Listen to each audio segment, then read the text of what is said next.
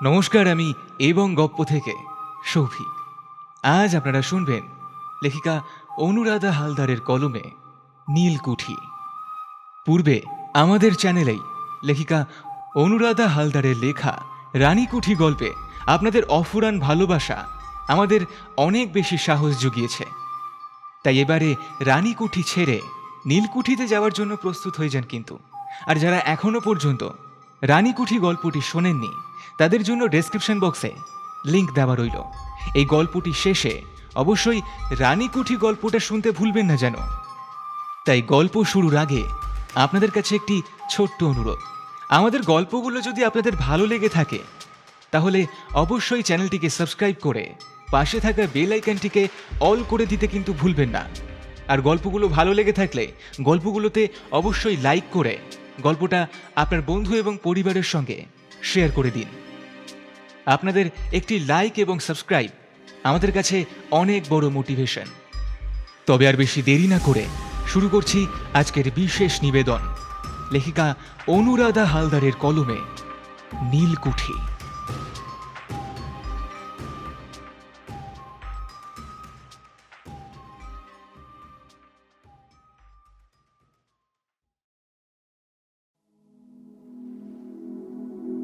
ভাদ্র মাসের শেষ, কিন্তু বর্ষার বিদায় নেওয়ার কোনো লক্ষণ নেই।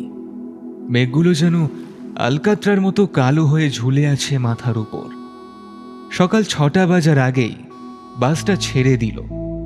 পুরনো আমলের একটা নরবরে বাসে চেপে প্রথমে মফস্বলের একটা চিলতে গ্রাম, সেখান থেকে আরও একটা অটোতে চেপে অবশেষে যখন 5 বন্ধু এই প্রত্যন্ত কোণে এসে পৌঁছল তখন ঘড়িতে প্রায় বিকেল 5টা বাজে।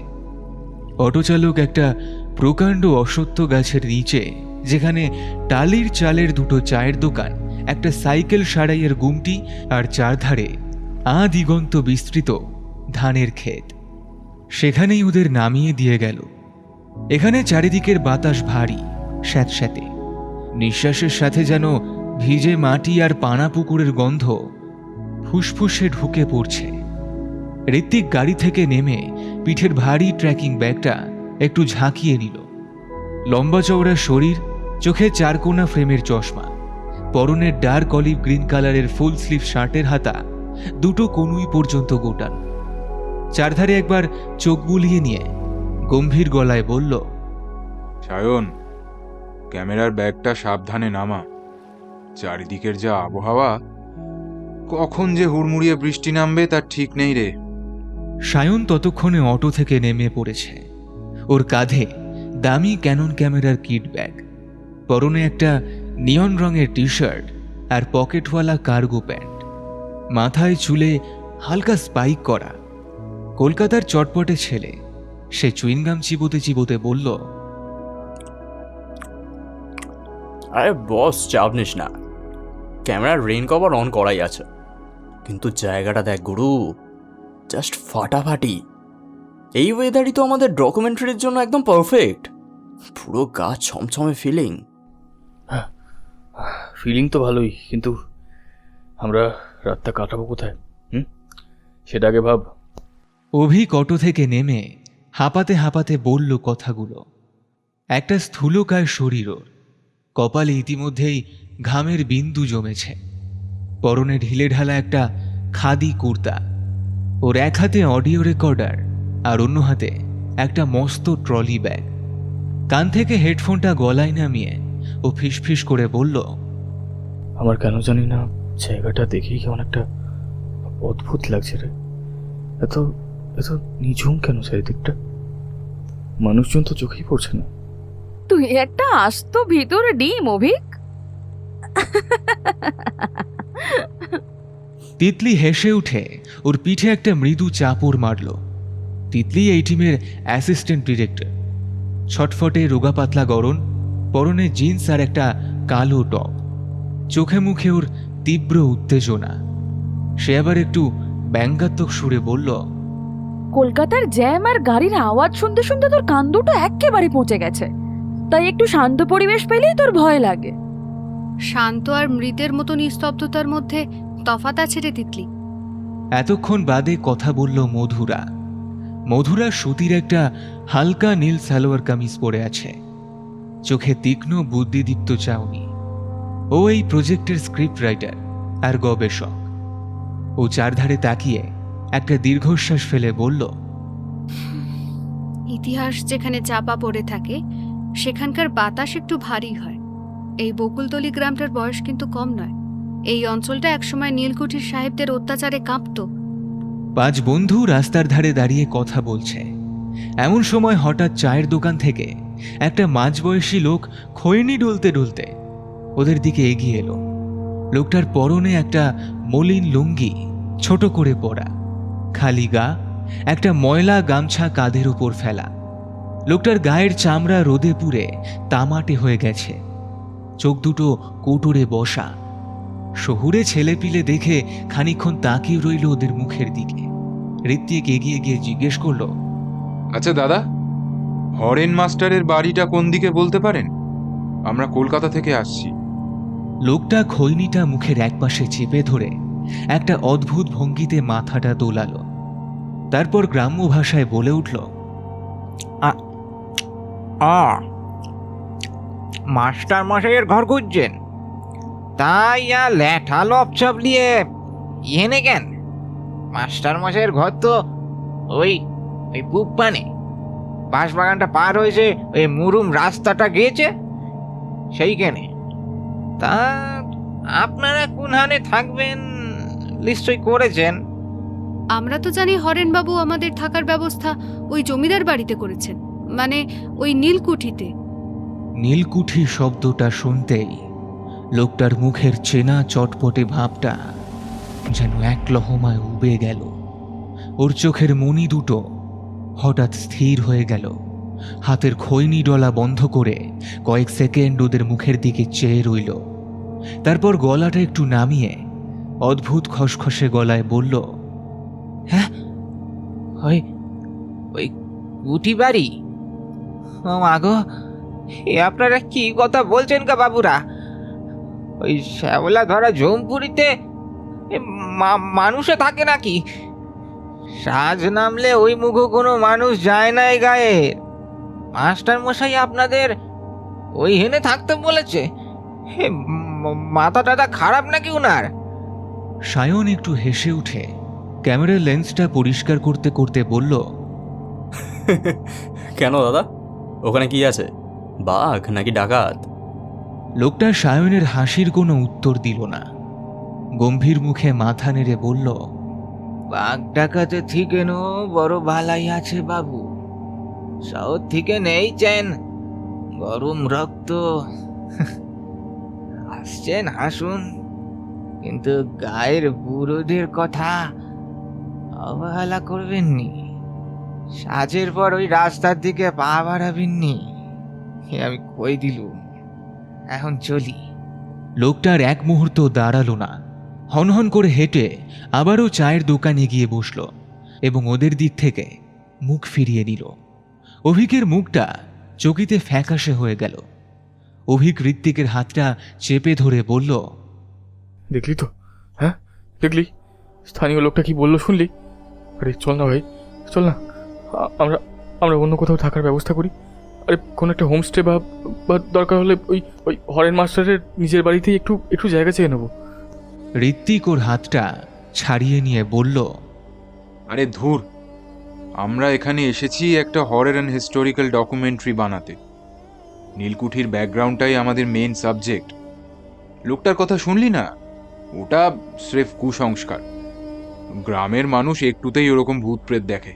চল, আর দেরি করিস না, হরেন মাস্টারের বাড়িটা খুঁজে বের করতে হবে। মেঘের ডাক বাড়ছে কিন্তু। সত্যি দূর আকাশের কোণে একটা গুরু গুরু শব্দ শুনতে পাওয়া গেল। বাতাস যেন আরও ঠান্ডা হয়ে এসেছে।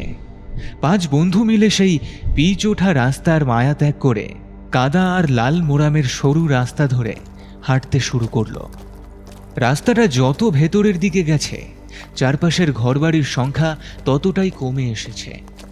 দুধারে মাথা উঁচু করে দাঁড়িয়ে আছে প্রাচীন বাঁশঝাড়। বাঁশের পাতাগুলো বাতাসে একে অপরের সাথে ঘষা খেয়ে একটা অদ্ভুত ঝরঝর শব্দ তৈরি করছে। শুনলে মনে হয় কেউ যেন ফিসফিস করে নিজেদের মধ্যে কথা বলছে। রাস্তার ডান পাশে একটা মস্ত বড় পুকুর, জলটা কুচকুচে কালো, জলের উপর কচুরিপানা আর শ্যাওলা জমে স্তব্ধ হয়ে আছে। কোনো মাছ বা ব্যাঙের নড়াচড়া নেই। কেমন যেন একটা প্রাণহীন নিস্তব্ধতা গ্রাস করে আছে পুরো প্রকৃতিকে। হাঁটতে হাঁটতে তিতলি হঠাৎ দাঁড়িয়ে পড়ল, একটু অদ্ভুতভাবে চারদিকটা দেখতে লাগলো। মধুরা জিজ্ঞেস করলো, কি রে তিতলি, থামলি কেন? জানিস মধুরা, আমার মনে হচ্ছে কেউ যেন আমাদের পিছন পিছন আসছে। ওই বাঁশ ঝাড়ের আড়াল থেকে কেউ যেন লক্ষ্য করছে আমাদের। সায়ন ক্যামেরাটা অন করে চারধারে একবার ঘুরিয়ে দেখে নিল। ভিউ ফাইন্ডারে চোখ রেখে ও বলল, কই কিছু নেই তো, দুটো বুনো পাখি উড়ল। তোর মনের ভুল রে তিতলি। হতে পারে। তিতলি একটু আনমনা হয়ে বলল, কিন্তু ওর বুকের ভেতরের দুরু দুরু ভাবটা কিছুতেই কমল না। আরও মিনিট দশেকের চড়াই উতরাই কাদা রাস্তা পেরিয়ে ওরা একটা একতলা টালির চালের বাড়ির সামনে এসে দাঁড়ালো। বাড়ির সামনে একটা ছোট তুলসী মঞ্চ আর উঠোনটা নিকানো। বারান্দায় একটা কাঠের চেয়ারে বসে একজন প্রবীণ ভদ্রলোক খবরের কাগজ পড়ছিলেন। পরনে একটা খাটো কোঁচানো ধুতি আর সাদা ফতুয়া, চোখে মোটা ফ্রেমের চশমা। উনি হরেন মাস্টার। নমস্কার হরেনবাবু, আমি কলকাতা থেকে আসছি। আমার নাম ঋত্বিক চ্যাটার্জি। আপনার সঙ্গে ফোনে কথা হয়েছিল।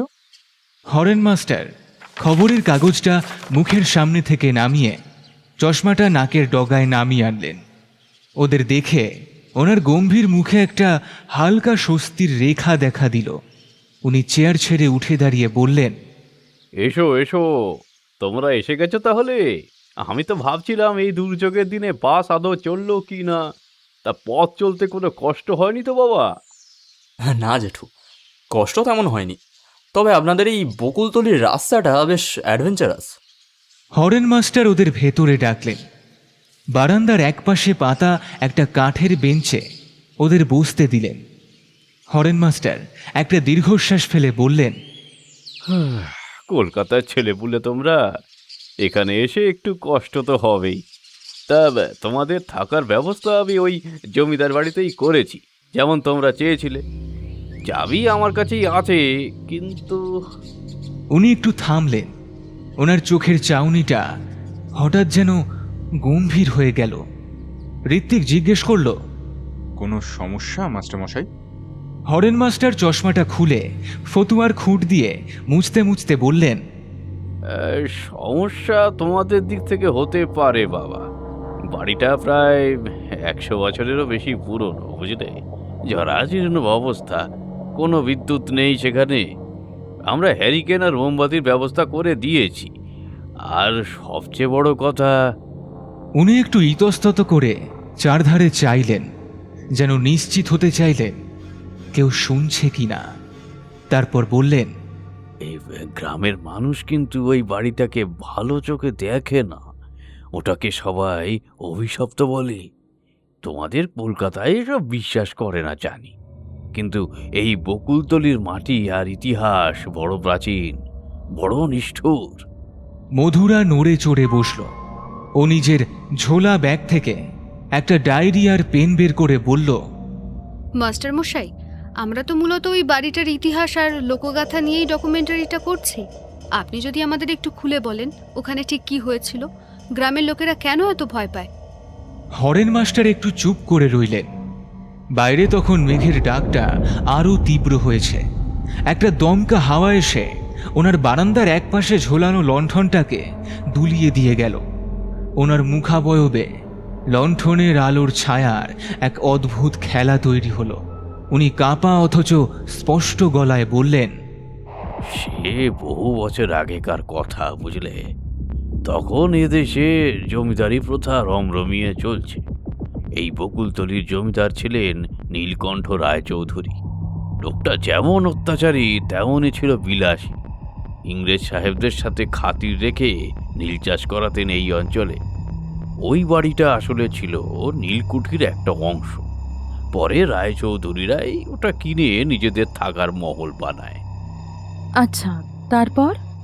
তিতলি যেন মন্ত্রমুগ্ধের মতো শুনছিল। নীলকণ্ঠবাবুর ছোট ছেলে সুধাময় রায়চৌধুরী বিয়ে করে এনেছিলেন এক অপরূপা কন্যাকে। তার নাম ছিল কমলা। যেমন রূপ তেমনি লক্ষ্মী স্বভাবের মেয়ে, কিন্তু জমিদারের ভাগ্য ছিল খারাপ। বিয়ের কয়েক মাসের মধ্যেই এক অভিশপ্ত রাতে ওই কুঠি বাড়িতে দাউ দাউ করে আগুন লেগে যায়। কি করে আগুন লেগেছিল তা আজও কেউ জানে না। কেউ বলে সাহেবদের কোনো ষড়যন্ত্র, আবার কেউ বলে ভেতরের কোনো শত্রুতা। কিন্তু সেই আগুনের গ্রাসে পুড়ে ছাই হয়ে যায় রায়চৌধুরী বংশের অহংকার। আর সেই আগুনের ভেতরেই হরেন মাস্টার একটু থামলেন। ওনার গলাটা যেন একটু বুঝে এলো। কমলা দেবী? হ্যাঁ, কিন্তু স্বাভাবিক মৃত্যু নয়, জীবন্ত পুড়ে মরেছিল মেয়েটা। গ্রামের লোকে বলে মৃত্যুর আগে তার আর্তনাদ নাকি 3 গ্রাম দূর থেকেও শোনা গিয়েছিল। আর আশ্চর্যের বিষয় কি জানো? সেই আগুনের পর থেকে রায়চৌধুরী বংশ নির্বংশ হয়ে যায়। বেঁচে থাকা মানুষেরাও পাগল হয়ে গ্রাম ছেড়ে পালায়। আর তারপর থেকেই ওই বাড়িটা পরিত্যক্ত। অভিক শুকনো মুখে ঢোক গিলে বলল, তারপর তারপর থেকে ওখানে কি হয়? হরেন মাস্টার সোজা অভিকের চোখের দিকে তাকালেন। ওনার চোখ দুটো এই অন্ধকারেও কেমন যেন জল করে উঠল। উনি বললেন, তারপর থেকে প্রতি অমাবস্যায় বা এইরকম মেঘলা বর্ষার রাতে ওই বাড়ি থেকে শাঁখের আওয়াজ পাওয়া যায়। কোনো কোনো পথচারী মাঝরাতে ওই বাড়ির উত্তর দিকের ঘরের জানালা দিয়ে এক লাল শাড়ি পরা মহিলাকে দেখতে পেয়েছে। কেউ বলে সে নাকি কাঁদে, কেউ আবার বলে সে তার হৃদ গৌরব ফিরে পাওয়ার জন্য ছটফট করে। গ্রামের লোকটাই ওদিকটা মড়ায় না। মাস্টারমশাই, বৈজ্ঞানিক ব্যাখ্যায় এগুলোকে অডিটরি বা ভিজুয়াল হ্যালুসিনেশন বলা হয়। একটা পুরনো ফাঁকা বাড়ি, বাতাসের দরজা জানলা নড়ার শব্দকে মানুষ কান্নার শব্দ ভেবে নেয়। আর আলো ছায়ার খেলায় মানুষের অবয়ব তৈরি হওয়াটা খুবই স্বাভাবিক। হরেন মাস্টার ঋত্বিকের কথার কোনো প্রতিবাদ করলেন না। উনি শুধু একটা ম্লান হাসি হাসলেন। তারপর বললেন, বিজ্ঞান নিয়ে তোমরা পড়াশোনা করেছো বাবা, তোমরা অনেক বেশি জানো। কিন্তু মনে রেখো, প্রকৃতির সব রহস্যের চাবিকাঠি বিজ্ঞানের ল্যাবরেটরিতে থাকে না। বিশেষ করে যেখানে রক্তের দাগ আর অপমৃত্যুর ইতিহাস জড়িয়ে থাকে। উনি উঠে দাঁড়ালেন এবং ঘরের ভেতর থেকে একটা মস্ত বড় মরচে ধরা লোহার চাবি আর দুটো বড় হ্যারিকেন নিয়ে এলেন। সেগুলো ঋত্বিকের হাতে দিয়ে বললেন, দিন শেষ হয়ে আসছে, এখনই কুঠি বাড়িতে চলে যাও। সনাতন তোমাদের সাথে যাবে, ও তোমাদের পথ দেখিয়ে দিয়ে আসবে, আর ঘরগুলো একটু ঝেড়ে মুছে দেবে কোন। কিন্তু একটা কথা আমি তোমাদের প্রথম দিনেই সাবধান করে দিচ্ছি। হরেন মাস্টারের গলার আওয়াজটা হঠাৎ এতটাই নিচু আর গম্ভীর হয়ে গেল যে 5 বন্ধুই চমকে উঠল। সায়ন জিজ্ঞেস করল, কি কথা জেঠু? রাত 12টার পর ভুলেও ওই নীলকুঠির উত্তর দিকের যে ঘরটা আছে সেই ঘরে পা বাড়াবে না। বাকি পুরো বাড়িতে তোমরা যা খুশি করো, আমার আপত্তি নেই। কিন্তু উত্তর দিকের ওই অভিশপ্ত ঘরে রাত 12টার পরে যাবে না। এই নিয়মটা অন্তত আমার খাতিরে মেনে চলো। 5 বন্ধু একে অপরের দিকে তাকালো। ঋত্বিক মাথা নেড়ে বলল, ঠিক আছে মাস্টারমশাই, আপনি যখন বারণ করছেন আমরা ওদিকে যাব না। কিন্তু সায়ন আর তিতলির চোখে তখন এক অদ্ভুত কৌতূহলের আগুন জ্বলছে। যে ঘরে যেতে বারণ করা হয় সেই ঘরের প্রতি মানুষের আকর্ষণ সবচেয়ে বেশি থাকে। এটাই মানুষের আদিম প্রবৃত্তি। হরেন মাস্টার হাঁক পারলেন, সনাতন, ওরে ও সনাতন, আলোটা নিয়ে বাবুদের সাথে যা তো দেখিনি, কুটি বাড়ির সদরটা খুলে দিয়ে আয়। বাড়ির পেছন দিক থেকে একটা মধ্যবয়স্ক লোক এগিয়ে এলো। মাথায় চওড়া টাক, পরনে ছেঁড়া হাঁটু ঝুল লুঙ্গি। লোকটার একটা চোখ নষ্ট, অন্য চোখটা দিয়ে ও খুঁটিয়ে খুঁটিয়ে বন্ধুদের দেখতে লাগলো। তারপর কোনো কথা না বলে হাতে একটা ভাঙা লণ্ঠন জ্বালিয়ে পথ দেখিয়ে ওদের আগে আগে হাঁটতে শুরু করলো। পশ্চিম আকাশে তখন শেষ বিকেলের আলোটুকুও মিলিয়ে গিয়েছে। মেঘের ঘন ঘটায় চারদিকটা অসময়ে ঘুটঘুটে অন্ধকার হয়ে উঠেছে যেন। বকুলতলির কাদা রাস্তা ধরে 5 বন্ধু এগিয়ে চলল তাদের গন্তব্যের দিকে। চারপাশে ঝিঝি পোকার একটানা ডাক যেন হঠাৎ করে কারো সুরেলা কান্নার মতো মনে হয়। সনাতনের হাতের পুরনো লণ্ঠনটা থেকে কেরোসিন পোড়ার একটা উৎকট গন্ধ বেরোচ্ছে। লণ্ঠনের হলদেটে আলোটা বর্ষার বাতাসে মাঝে মাঝে এমনভাবে দুলছে যে সেই মৃদু আলোর আভায় কাদা রাস্তায় অদ্ভুত প্রতিকৃতি হঠাৎ হঠাৎ চোখে ধরা পড়ে। গ্রামের বড় রাস্তাটা পার হতেই ধানক্ষেতের চওড়া আল ধরে একটা সরু পথ নেমে গেছে ভেতরের দিকে। বর্ষার জলে সেই পথের মাটি এতটাই পিছল যে প্রতি পদক্ষেপে হড়কে যাওয়ার ভয় হয়। ওরা এগিয়ে চলল সেই পথ ধরে। চলতে চলতে অভিক একবার জিজ্ঞেস করলো, ও সনাতন জ্যাঠা, আর কত দূর গো? হ্যাঁ? অভিকের গলার আওয়াজটা ফাঁকা মাঠে বাতাসের ধাক্কায় কেমন যেন খাঁটো শোনালো। ওর এক হাতে ভারী ট্রলি ব্যাগ আর অন্য হাতে অডিও রেকর্ডারটা বুকে চেপে ধরে সে প্রায় কুঁজো হয়ে হাঁটছে। ফলে বেচারি প্রায় ঘেমে নেয় একসা। সনাতন কোনো কথা না বলে শুধু একবার ঘাড় ঘুরিয়ে এক চোখ দিয়ে অভিকের দিকে তাকালো। তারপর আবারও একই ভঙ্গিতে সামনের দিকে এগিয়ে চলল। সনাতনের সেই চোখে যেন কোনো ভাবলেশ নেই, কেমন যেন একটা জীবন্ত মমি হেঁটে চলেছে সামনের দিকে। এরপর বড় রাস্তায় ওঠার পর রাস্তার ঠিক বাঁকের মাথায় দেখা গেল কয়েকটা প্রাচীন আর মস্ত বড় বটগাছ আকাশটাকে প্রায় ঢেকে ফেলেছে। সেখানেই দাঁড়িয়ে আছে সেই বহুল চর্চিত ইমারত নীলকুঠি। প্রথম দর্শনেই নিজেদের অজান্তেই 5 বন্ধুর গায়ের লোম যেন খাড়া হয়ে গেল। অন্ধকারের মধ্যেও তার বিশালত্ব আর জরাজীর্ণ কঙ্কালসার রূপটা একেবারেই চেনা যায়। চুনকাম খসে পড়া ইটগুলো কালচে শ্যাওলায় ঢেকে গেছে। বিশালাকার খিলানযুক্ত ফটকটা হাঁ করে দাঁড়িয়ে আছে একটা ভয়ঙ্কর রাক্ষসের মতো।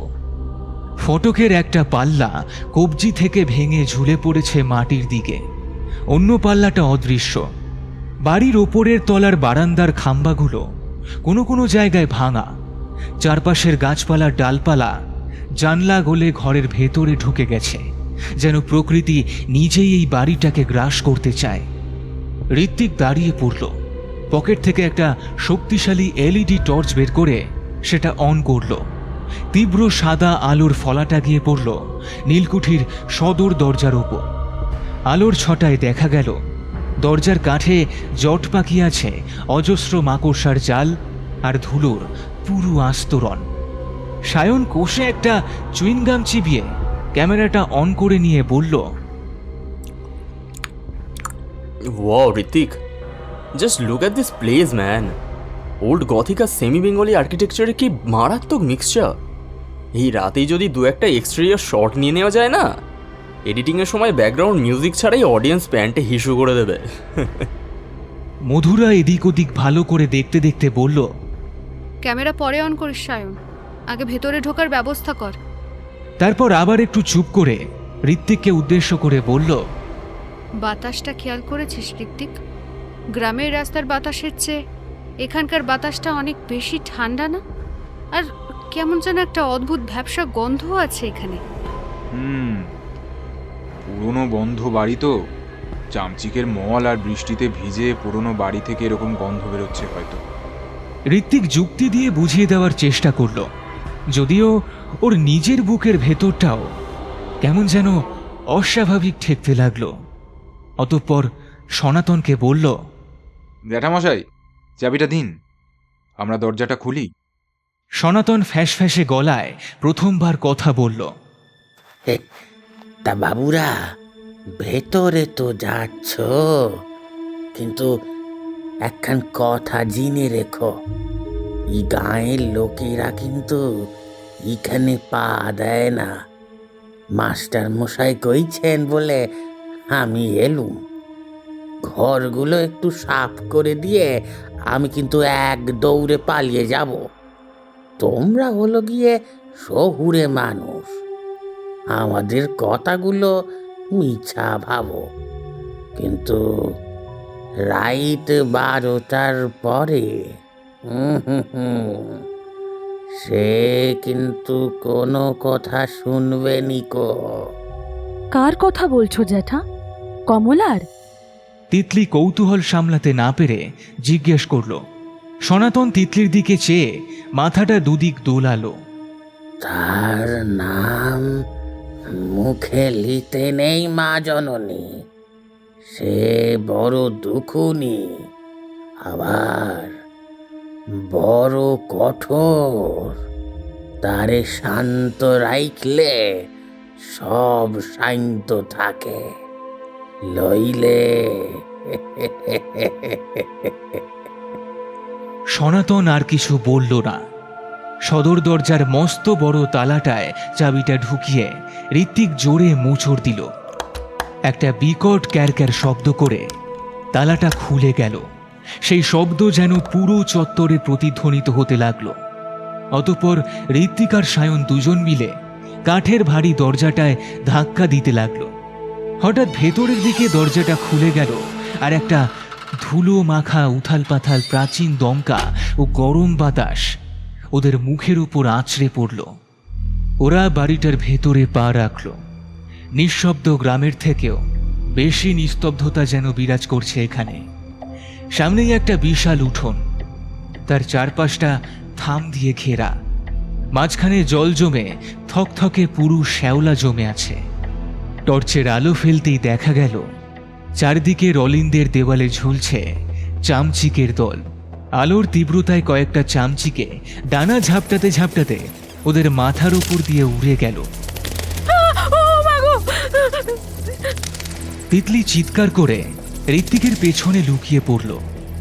শান্ত হ তিতলি, কিছু না, স্রেফ চামচিকে। ঋত্বিক সান্ত্বনা দিলেও ওর বুকের মধ্যেও মৃদু কাঁপুনি লাগলো। সনাতন হন হন করে হেঁটে ভেতরের একটা চওড়া বারান্দার দিকে এগিয়ে গেল। সেখানে দুটো বড় বড় ঘর পাশাপাশি। সে লণ্ঠনটা মেঝের উপর রেখে বলল, এই দুটো ঘর ভালো আছে, ছাই ঠিকেন জল পড়ে না। আমি এক কাজ করি, বরং একটু ঝেঁটিয়ে দিছি, তোমরা এইখানেই ডেরা ডালো।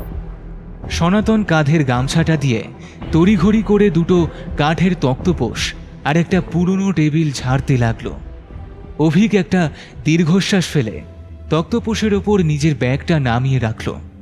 চারদিকে দেওয়ালের প্লাস্টার খসে গিয়ে কঙ্কালের পাঁজরের মতো ভেতরের পাতলা লাল ইটগুলো বেরিয়ে পড়েছে।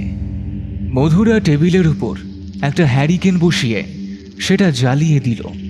চিমনির কাঁচটা একটু পরিষ্কার করতেই ঘরটা যেন একটা মায়াবী রহস্যময় আলোয় ভরে উঠল। মধুরা নিচু গলায় ডাকল, ঋত্বিক, হ্যাঁ, কি রে? ঘরের মাস্টার যে ঘরটার কথা বলেছিল, উত্তর দিকের ঘর, সেটা কোন দিকে? ঋত্বিক জানতো মধুরা এই প্রশ্নটাই করবে। ও টর্চের আলোটা বারান্দার শেষ প্রান্তে ফেলল। বারান্দাটা সোজা গিয়ে একটা ডান দিকের করিডোরে মিশেছে। সেই করিডোরের শেষ মাথায় একটা প্রকাণ্ড কালো কাঠের দরজা দেখা যাচ্ছে। দরজাটা বন্ধ।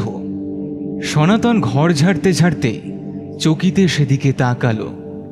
তার একটা চোখ যেন কোটর থেকে বেরিয়ে আসতে চাইছে। সে হাত জোর করে বলল, দিদিমণি, তোমারে তোমারে হাত জোর করছি, ওদিকে নজর দিও না দিদিমণি। ও ঘর খোলবার কোনো চেষ্টা করো না। ও ঘরের চাবি মাস্টার মশাই কাউরে দেয় না। ওটা ওটা অমনি বন্ধ থাকে। আচ্ছা আচ্ছা জ্যাঠা, আমরা ওদিকে যাচ্ছি না, তুমি শান্ত হও। ঋত্বিক পরিস্থিতি সামাল দেওয়ার জন্য বলল, তারপর পকেট থেকে একটা 50 টাকার নোট বের করে সনাতনের দিকে বাড়িয়ে দিয়ে বলল, তোমার কাজ হয়ে গেছে জ্যাঠা, তুমি এবার আসতে পারো। কাল সকালে একবার এসো কিন্তু। সনাতন টাকাটা খপ করে হাতে নিয়ে কোমরে গুজে নিল। আর এক মুহূর্ত সময় নষ্ট করল না সে। নিজের লাঠি আর নিভে আসা লণ্ঠনটা নিয়ে হনহন করে উঠোন পেরিয়ে সদর দরজার দিকে চলে গেল। এখন এই বিশাল অন্ধকার শতাব্দী প্রাচীন নীলকুঠিতে শুধু ওরা 5 জন। বাইরে আবারও ঝমঝম করে বৃষ্টি নামল। বর্ষা শেষের বৃষ্টির সেই একটানা শব্দ যেন এক অদ্ভুত একাকিত্ব এনে দিল চারধারে। ছাদের কোনো অংশে বোধহয় একটা কোণা থেকে টপ টপ করে জল পড়ার শব্দ পাওয়া যাচ্ছে।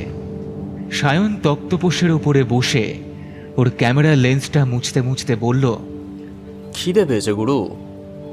অভিক, তোর ব্যাগে কি খাবার আছে বের করতো। এই ভুতুরে প্যালেসে বসে বিস্কিট আর কেক খাওয়ার ফিলটাই আলাদা। অভিক ওর ব্যাগ থেকে কয়েকটা কেকের প্যাকেট আর জলের বোতল বের করলো। ওরা 5 জন গোল হয়ে বসলো তক্তপোষের উপরে। হ্যারিকেনের আলোয় ওদের 5 জনের মস্ত বড় বড় ছায়া পেছনের স্যাঁতস্যাঁতে দেওয়ালে গিয়ে পড়েছে। ওরা নড়লে ছায়াগুলো যেন অদ্ভুতভাবে নড়াচড়া করছে। মনে হচ্ছে যেন দেওয়ালের গায়ে আরও কয়েকজন অদৃশ্য মানুষ দাঁড়িয়ে আছে। তিতলি কেকের টুকরোয় কামড় দিয়ে বলল, মধুরা, তুই কমলার ব্যাপারে আর কি কি তথ্য পেয়েছিস তোর রিসার্চে? মানে মানে লোকগাথা ছাড়া আর কি কোনো লিখিত প্রমাণ আছে? মধুরা ওর চশমাটা ঠিক করে নিয়ে বলতে শুরু করলো, লিখিত প্রমাণ বলতে আমি কলকাতার এশিয়াটিক সোসাইটির একটা পুরনো জার্নালে এই রায়চৌধুরী বংশের উল্লেখ পেয়েছিলাম। সেখানে লেখা ছিল 1880 সালের দিকে এই নীলকুঠির ছোট বউ খুব কম বয়সে মারা যায় এবং তারপর থেকেই জমিদারের ব্যবসা লাটে ওঠে। কিন্তু তার মৃত্যুর কারণ হিসেবে সেখানে দুর্ঘটনা লেখা ছিল। গ্রামের মানুষ যেভাবে পুড়িয়ে মারার কথা বলে সেটা হয়তো লোকমুখে ছড়াতে ছড়াতে আরও বেশি ভয়ঙ্কর রূপ নিয়েছে।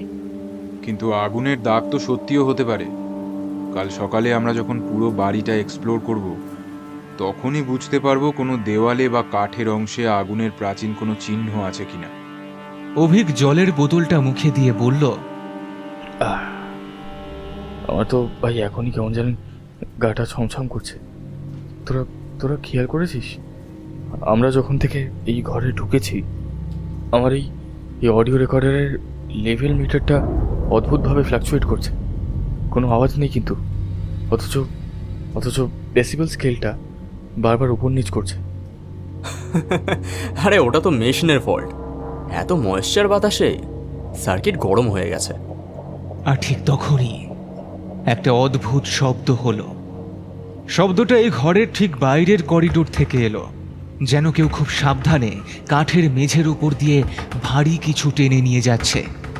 5 বন্ধুই একসাথে স্তব্ধ হয়ে গেল। হ্যারিকেনের শিখাটা আচমকা একটা দমকা হাওয়ায় কেঁপে উঠল। যদিও এ ঘরের সমস্ত জানলা বন্ধ। তিতলি ফিসফিস করে বলল, কিসের শব্দ ওটা? ওর মুখটা একলহমায় ফ্যাকাশে হয়ে গেছে। ঋত্বিক তড়িঘড়ি করে তক্তপোষ থেকে নেমে দাঁড়ালো। ঋত্বিক ও টর্চটা শক্ত করে ধরে বলল, সায়ন, টর্চটা নে তো। বাইরে কোনো বুনো বিড়াল বা জন্তু ঢুকেছে মনে হয়। চল দেখে আসি। আমিও আসছি। বলে মধুরা উঠে দাঁড়ালো। ওরা 3 জন ঘরের দরজা ঠেলে বারান্দায় বেরোলো। অভিক আর তিতলি ঘরের ভেতরেই গুটিসুটি মেরে বসে রইল। বারান্দায় আসতেই টর্চের আলো ফেলল ঋত্বিক। দীর্ঘ করিডোরটা সম্পূর্ণ ফাঁকা। দেওয়ালে শ্যাওলা আর ঝুল ছাড়া কিচ্ছুটি নেই, কিন্তু বাতাসটা আরও বেশি ঠান্ডা মনে হলো তার। ঋত্বিক করিডোরের শেষ মাথার দিকে আলোটা নিয়ে গেল। উত্তর দিকের সেই বন্ধ ঘরটার সামনে আলো পড়তেই ওরা 3 জনই থমকে গেল। ঘরের সেই কালো দরজার সামনে একটা পুরনো ভাঙা কাঠের চেয়ার উল্টে পড়ে আছে, অথচ ওরা যখন ভেতরে ঢুকেছিল তখন যেন চেয়ারটা সোজা দাঁড় করানো ছিল। চেয়ারটার অবস্থা দেখলে মনে হবে যেন কেউ কিছুক্ষণ আগেই ওই চেয়ারটায় বসেছিল এবং তাড়াহুড়ো করে ওঠার সময়তে ওটা উল্টে গেছে। সায়ন ক্যামেরাটা অন করে সেই উল্টে থাকা চেয়ারের ক্লোজ আপ শট নিতে নিতে ফিসফিস করে বলল, Hrithik, we are not alone man. কিছু তো একটা আছে এখানে। ঋত্বিক এগিয়ে গেল চেয়ারটার দিকে। ও নিচু হয়ে চেয়ারটা পরীক্ষা করল। ধুলোর ওপর কোনো পায়ের ছাপ নেই, কিন্তু চেয়ারটার হাতলে একটা ভেজা ভেজা ভাব রয়েছে, যেন কেউ ভিজে হাতে ওটা ধরেছিল। আর ঠিক তখনই, ঠিক সেই মুহূর্তে উত্তর দিকের ঘরের বন্ধ দরজার ওপার থেকে একটা অতি ক্ষীণ কিন্তু তীক্ষ্ণ শব্দ ভেসে এলো।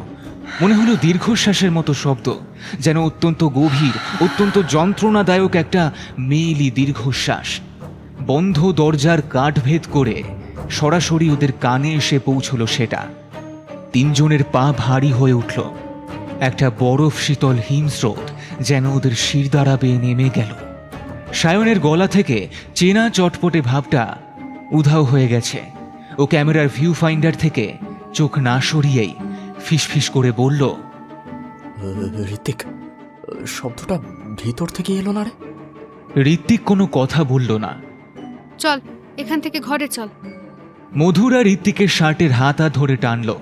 ওর গলাটা কেঁপে উঠল। কাপা কাপা গলায় নিচু স্বরে বলল, প্রথম রাতেই বেশি কৌতূহল দেখানোর দরকার নেই। হরেন মাস্টারমশাই আমাদের বারণ করেছিলেন। ওরা তিনজন যখন তড়িঘড়ি করে নিজেদের ঘরের দিকে পিছোপা হচ্ছে, তখন হঠাৎই ওদের ঘরের ভেতর থেকে অভিকের একটা চাপা চিৎকার শোনা গেল। ঋতিক, ঋতিক, সায়ন, তাড়াতাড়ি এদিকে আয়। তিনজন বন্ধু প্রায় দৌড়ে ঘরের ভেতরে ঢুকলো। ঘরের ভেতরে হ্যারিকেনের আলোটা তখন অদ্ভুতভাবে কাঁপছে। তক্তপোষের ওপরে তিতলি দুই হাঁটু বুকের কাছে জড়ো করে বসে আছে। ওর চোখ দুটো আতঙ্কে যেন বড় বড় হয়ে গেছে। অভিক এক হাতে অডিও রেকর্ডারটা ধরে অন্য হাতের আঙুল দিয়ে ঘরের এক কোণের দেওয়ালটা দেখছিল। কি হয়েছে রে অভিক? চেঁচাচ্ছিস কেন? হ্যাঁ? ঋত্বিক হাঁপাতে হাঁপাতে জিজ্ঞেস করলো। অভিক কাঁপা কাঁপা গলায় বলল, ওই ওই ওই ওই ওই দেওয়ালটা, ওই ওই ওই ওই দেওয়ালটা, ওই দেওয়ালটা দেখ। তোরা তোরা বাইরে যাবে ঠিক পরেই ওই ওই ওই কোণে প্লাস্টার ঘষা দেওয়ালটা থেকে কেমন একটা খসখস শব্দ হতে লাগলো।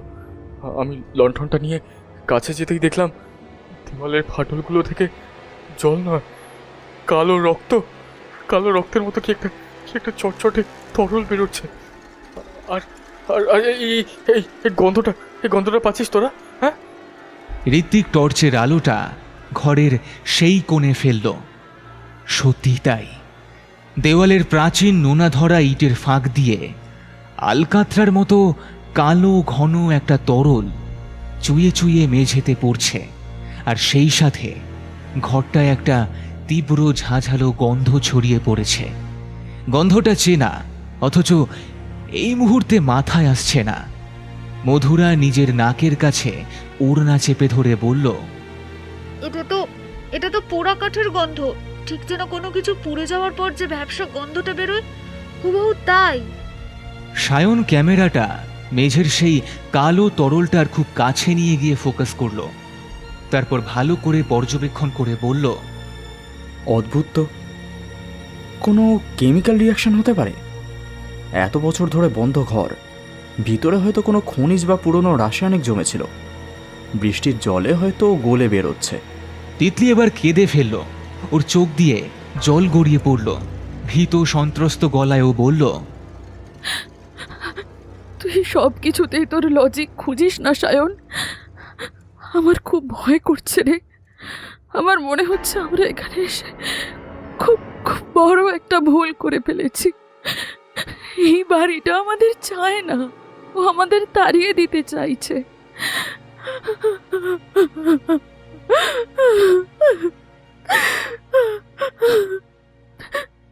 ঋত্বিক তিতলির পাশে বসে ওর কাঁধে হাত রেখে বলল, শান্ত হ তিতলি, আমরা পাঁচজন একসঙ্গেই আছি, কোনো ভয় নেই। আজ রাতটা কোনো মতে কাটিয়ে দিই। কাল সকালে আলো ফুটলে আমরা পুরো ব্যাপারটা খতিয়ে দেখব। হরেন মাস্টারমশাইকেও জিজ্ঞেস করব। ঋত্বিক ব্যাগ থেকে একটা বড় চাদর বের করে তক্তপোষের ধুলো পরিষ্কার করা অংশে পেতে দিল। হ্যারিকেনের আলোটা কিছুটা কমিয়ে দেওয়া হলো যাতে কেরোসিন বেশিক্ষণ চলে। ঠিক হলো 5 জন একই সাথে এই বড় তক্তপোষটায় শুয়ে রাত কাটাবে। কেউ একা কোথাও যাবে না, এমনকি বাথরুমে গেলেও দুজনকে সাথে নিতে হবে। রাত যত বাড়তে লাগলো, নীলকুঠির ভেতরের পরিবেশ তত বেশি থমথমে হয়ে উঠল। বাইরের বৃষ্টিটা একটু কমে এসেছে, কিন্তু তার জায়গায় শুরু হয়েছে ঝিঝি পোকার একটানা কান ফাটানো কোরাস। তার সাথে যোগ হয়েছে বাঁশঝাড়ের সেই ঝরঝর ফিসফিসানি শব্দ। মেঝের সেই কালো তরলটার চুয়ে পড়া বন্ধ হয়ে গেছে, কিন্তু পোড়া গন্ধটা ঘরের বাতাসে স্থির হয়ে রইল। ঘড়ির কাঁটা তখন রাত 1টা ছুঁই ছুঁই। তিতলি আর মধুরা এক পাশে শুয়েছে, আর এক পাশে ঋত্বিক, সায়ন আর অভিক। ঘরের কোণে হ্যারিকেনের নিভু নিভু আলোয় ওদের ছায়াগুলো আরও দীর্ঘ আর কুৎসিত দেখাচ্ছে যেন। অভিকের অডিও রেকর্ডারটা তক্তপোষের এক কোণে অন করাই ছিল। ওটা স্ক্রিনের সবুজ আলোটা অন্ধকারের মধ্যে নিস্পন্দ নড়াচড়া করছে। সবার ক্লান্তিতে চোখ বুজে এসেছে। এমন সময় তিতলির ঘুমটা হঠাৎ ভেঙে গেল। মনে হলো ওর ডান পায়ের উপর খুব একটা ঠান্ডা স্পর্শ লাগলো, যেন কেউ বরফ শীতল হাতে ওর পায়ের পাতাটা ছুঁয়ে গেছে। ও ধরফর করে উঠে বসল। ঘরের ভেতরটা এখন ঘুটঘুটে অন্ধকার। হ্যারিকেনটা কখন যেন নিভে গেছে। শুধু জানলার ভাঙা কাঁচ গলে বাইরের মেঘলা আকাশের একটা ম্লান ধূসর আলো এসে পড়েছে ঘরের মেঝেতে। তিতলি নিঃশ্বাস বন্ধ করে চারদিকটা দেখার চেষ্টা করল। সবাই ঘুমোচ্ছে। সায়নের হালকা নাক ডাকার শব্দ পাওয়া যাচ্ছে, কিন্তু তিতলির ষষ্ঠ ইন্দ্রিয় ওকে বলছে এই ঘরে ওরা 5 জন ছাড়াও আরও কেউ একজন উপস্থিত আছে। ঠিক তখনই ও শুনতে পেল একটা অতি মৃদু ধাতব শব্দ, যেন কেউ নুপুর পায়ে খুব সাবধানে পা ফেলে ফেলে হাঁটছে। শব্দটা ঘরের ভেতর থেকে আসছে না, আসছে ঠিক বাইরের করিডোর থেকে। তিতলির সারা শরীর অবশ হয়ে এলো। ও ঋত্বিককে ডাকতে চাইল, কিন্তু গলা দিয়ে কোনো আওয়াজ বেরোলো না, যেন কেউ ওর কণ্ঠনালীটা শক্ত করে চেপে ধরেছে। শুধু বড় বড় চোখে দরজার দিকে তাকিয়ে রইল সে। ওদের ঘরের দরজাটা পুরোপুরি বন্ধ ছিল না, সামান্য ফাঁক করে ভেজানো ছিল। সেই ফাঁক দিয়ে করিডোরের আবছা অন্ধকারটা দেখা যাচ্ছে। তিতলি স্পষ্ট দেখতে পেল সেই ফাঁকা করিডোরের মেঝের উপর দিয়ে একটা অবয়ব ধীরে ধীরে হেঁটে চলে গেল।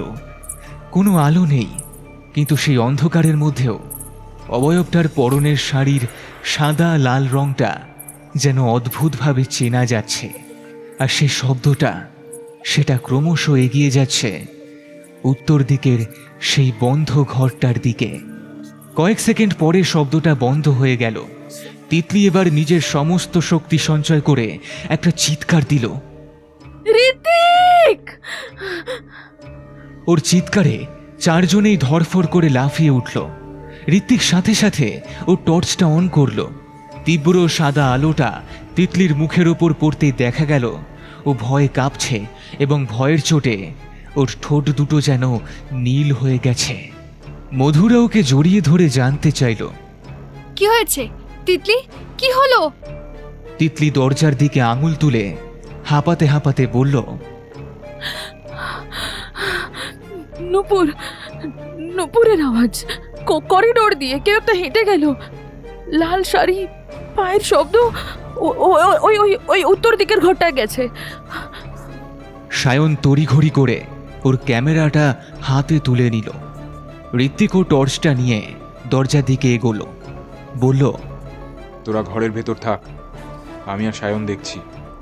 ঋত্বিক আর সায়ন ঘরের দরজা খুলে বারান্দায় পা রাখল। টর্চের আলোটা মেঝের উপর পড়তেই দুজনেই স্তব্ধ হয়ে দাঁড়িয়ে পড়ল।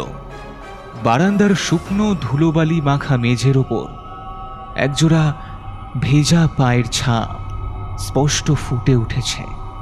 ছোট ছোট পায়ের পাতা, কোনো মহিলার পা বলেই মনে হয়। সেই ভেজা পায়ের ছাপগুলো ওদের ঘরের দরজার সামনে থেকে শুরু করে সোজা চলে গেছে করিডোরের শেষ প্রান্তে, সেই উত্তর দিকের অভিশপ্ত ঘরের বন্ধ দরজার গোড়া পর্যন্ত। ঋত্বিক টর্চের আলোটা ধরে রেখে নিচের দিকে ঝুঁকে দেখল মেঝের কাদা জলটা এখনো শুকোয়নি, চকচক করছে। সায়ন ক্যামেরাটা অন করে সেই ভেজা পায়ের ছাপগুলোর ওপর ফোকাস করতে করতে ফিসফিস করে বলল, ঋত্বিক, তিতলি ভুল দেখেনি। এই দেখ, একদম টাটকা জলের ছাপ। ওরা দুজনে পা টিপে টিপে সেই ছাপগুলো অনুসরণ করে উত্তর দিকের ঘরের দরজার সামনে গিয়ে দাঁড়ালো। ভেতরের করিডোরের বাতাসটা এখন এতটাই ঠান্ডা যে শরীরেও কাঁপুনি ধরে যাচ্ছে ওদের। পায়ের ছাপগুলো ঠিক দরজার কাঠের নিচে গিয়ে শেষ হয়ে গেছে, যেন সেই অদৃশ্য নারী দরজা না খুলেই ঘরের ভেতরে প্রবেশ করেছে। ঠিক তখনই সায়ন ক্যামেরার ডিসপ্লের দিকে তাকিয়ে চমকে উঠল ও ঋত্বিকের কনুইতে ধাক্কা দিয়ে বলল, ঋত্বিক, ক্যামেরার অডিও লেভেলটা দেখ। ইন্টারনাল মাইকটা কি মারাত্মক ফ্রিকোয়েন্সি ক্যাচ করছে দেখ। ঋত্বিক ক্যামেরার স্ক্রিনের দিকে তাকালো। অডিওগ্রাফটা পাগলের মতো ওপর নিচ করছে, অথচ বাইরে এখন পুরো নিস্তব্ধ। বৃষ্টিও থেমে গেছে। ও সায়নের কাঁধ থেকে হেডফোনের জ্যাকটা টেনে নিজের কানে গুঁজে নিল। রেকর্ডিংয়ের তীব্র সাউন্ডের মধ্যে একটা স্পষ্ট শব্দ ভেসে আসছে, মেয়েলি স্বরে ফুপিয়ে ফুপিয়ে কাঁদার শব্দ। হু হু করে কেউ নিজের মুখটা দুই হাতের তালুতে লুকিয়ে কাঁদলে যেমন শব্দ হয়, ঠিক তেমন। আর সেই কান্নার ব্যাকগ্রাউন্ডে খুব হালকা একটা ধাতব শব্দ হচ্ছে, ঠিক যেন একটা নূপুর পরা দুটো পা মেঝেতে ঘষা খাচ্ছে। ঋত্বিক হেডফোনটা কান থেকে খুলে সায়নের দিকে তাকালো। ওর নিজের কপালেও এবার ঘাম জমে উঠেছে। ও গম্ভীর গলায় বলল, সায়ন, ক্যামেরা অফ কর। আজ রাতে আর কোনো শুটিং হবে না, এখনই ওই ঘরে ফিরে চল। ওরা যখন ঘুরে নিজেদের ঘরের দিকে পা বাড়াবে, ঠিক তখনই ওদের পেছনে একটা ভারী শব্দ হলো। উত্তর দিকের ঘরের সেই প্রকাণ্ড দরজাটা এতক্ষণ তালা বন্ধ আর স্থির ছিল, সেটা যেন কেউ ভেতর থেকে প্রচণ্ড জোরে ধাক্কা মারল। ধাক্কার চোটে দরজার ওপর জমে থাকা শত বছরের ধুলো আর মাকড়সার জাল হুড়মুড়িয়ে ওদের মাথার ওপর এসে পড়ল। সেই আচমকা আর প্রচণ্ড ধাক্কার শব্দটা পুরো কুঠিবাড়ির নিস্তব্ধতাকে চূর্ণ বিচূর্ণ করে দিল। শব্দের প্রতিধ্বনিটা অলিন্দের এক প্রান্ত থেকে অন্য প্রান্তে বেশ কয়েকবার আছড়ে পড়ে ধীরে ধীরে মিলিয়ে গেল। ধাক্কার তীব্রতায় দরজার উপরের খিলান থেকে চুনকাম আর শুকনো ইটের গুঁড়ো ঋত্বিক আর সায়নের মাথায় আর কাঁধে এসে পড়ল। ঋত্বিক এক পা পিছিয়ে গেল। ওর হাতের টর্চের আলোটা উত্তর দিকের ঘরের সেই বন্ধ দরজার উপর অস্থিরভাবে কাঁপছে। সায়ন ততক্ষণে ক্যামেরাটা শক্ত করে বুকে চেপে ধরেছে। ঋত্বিক, চল, এখান থেকে চল। সায়নের গলা দিয়ে যেন আওয়াজ বেরোতে চাইছে না। ওরা আর এক মুহূর্ত সেখানে দাঁড়ালো না। প্রায় অন্ধের মতো দৌড়ে করিডোর পার হয়ে নিজেদের ঘরে ঢুকে ধড়াম করে দরজাটা বন্ধ করে দিল। ভেতরের কাঠের হুড়কোটা তুলে দিয়ে ঋত্বিক দরজায় পিঠ ঠেকিয়ে হাঁপাতে লাগলো। ওর চশমার কাঁচটা ঘামে আর ধুলোয় একদম ঝাপসা হয়ে গেছে। ঘরের ভেতরে অভিকের বুকের ধরপড়ানি তখন স্পষ্ট শোনা যাচ্ছে। ও তক্তপোষের ওপর হাঁটুতে মুখ গুজে বসেছিল। ঋত্বিককে ঢুকতে দেখে মুখ তুলে চাইল। তিতলি মধুর আর কোল ঘেঁষে বসে কাঁপছে। কিসের আওয়াজ হলো রে বাইরে? হ্যাঁ? অভিক ফিস করে জিজ্ঞেস করল, যেন জোরে কথা বললে বাইরের সেই অদৃশ্য শক্তি ওদের অবস্থান জেনে যাবে।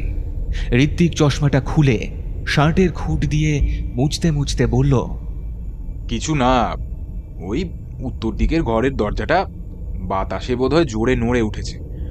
একটা ভাঙা পাল্লা হয়তো খসে পড়ল। ও ইচ্ছে করেই ধাক্কা মারার কথাটা চেপে গেল, কারণ ও জানত এই মুহূর্তে সত্যিটা বললে তিতলি বা অভিক হয়তো আরও প্রচণ্ড ভয় পাবে। মধুরা ঋত্বিকের চোখের দিকে তাকিয়ে তীব্র গলায় বলল, বাতাসে আমাদের বোকা ভাবিস না ঋত্বিক। বাইরে এখন পাতাটাও নড়ছে না, বৃষ্টি থেমে গেছে। বাতাস থাকলে এই ঘরের জানলার কবাটগুলোও নড়তো। ওখানে নিশ্চয়ই অন্য কিছু হয়েছে। ঋত্বিক কোনো উত্তর দিল না। ও ঘরের কোণে গিয়ে মেঝের দিকে তাকালো। দেওয়ালের ফাটল থেকে বেরোনো সেই কালো তরলটা এখন জমে চটচটে হয়ে গেছে, কিন্তু ঘর জুড়ে পোড়া কাঠের গন্ধটা আরও তীব্র হয়েছে, যেন কেউ এইমাত্র ঘরের ভেতর একগাদা শুকনো কাঠ পুড়িয়ে নিভিয়ে দিয়েছে। সেই রাতে আর কারো চোখে এক ফোঁটা ঘুম এলো না। 5 বন্ধু তক্তপোষের ওপর ঠাসাঠাসি করে বসে রইল। প্রতিটা মিনিট যেন এক একটা যুগের মতো কাটতে লাগলো। সায়ন বারবার ক্যামেরার স্ক্রিনটা অন করে অডিওগ্রাফটা দেখছিল, কিন্তু ঘর খোলার পর থেকে সেই অদ্ভুত কান্নার ফ্রিকোয়েন্সি আর ধরা পড়েনি। অভিকের অডিও রেকর্ডারের সবুজ আলোটা অন্ধকারের মধ্যে যেন একটা মায়াবী বিভ্রম তৈরি করে জ্বলতে লাগলো।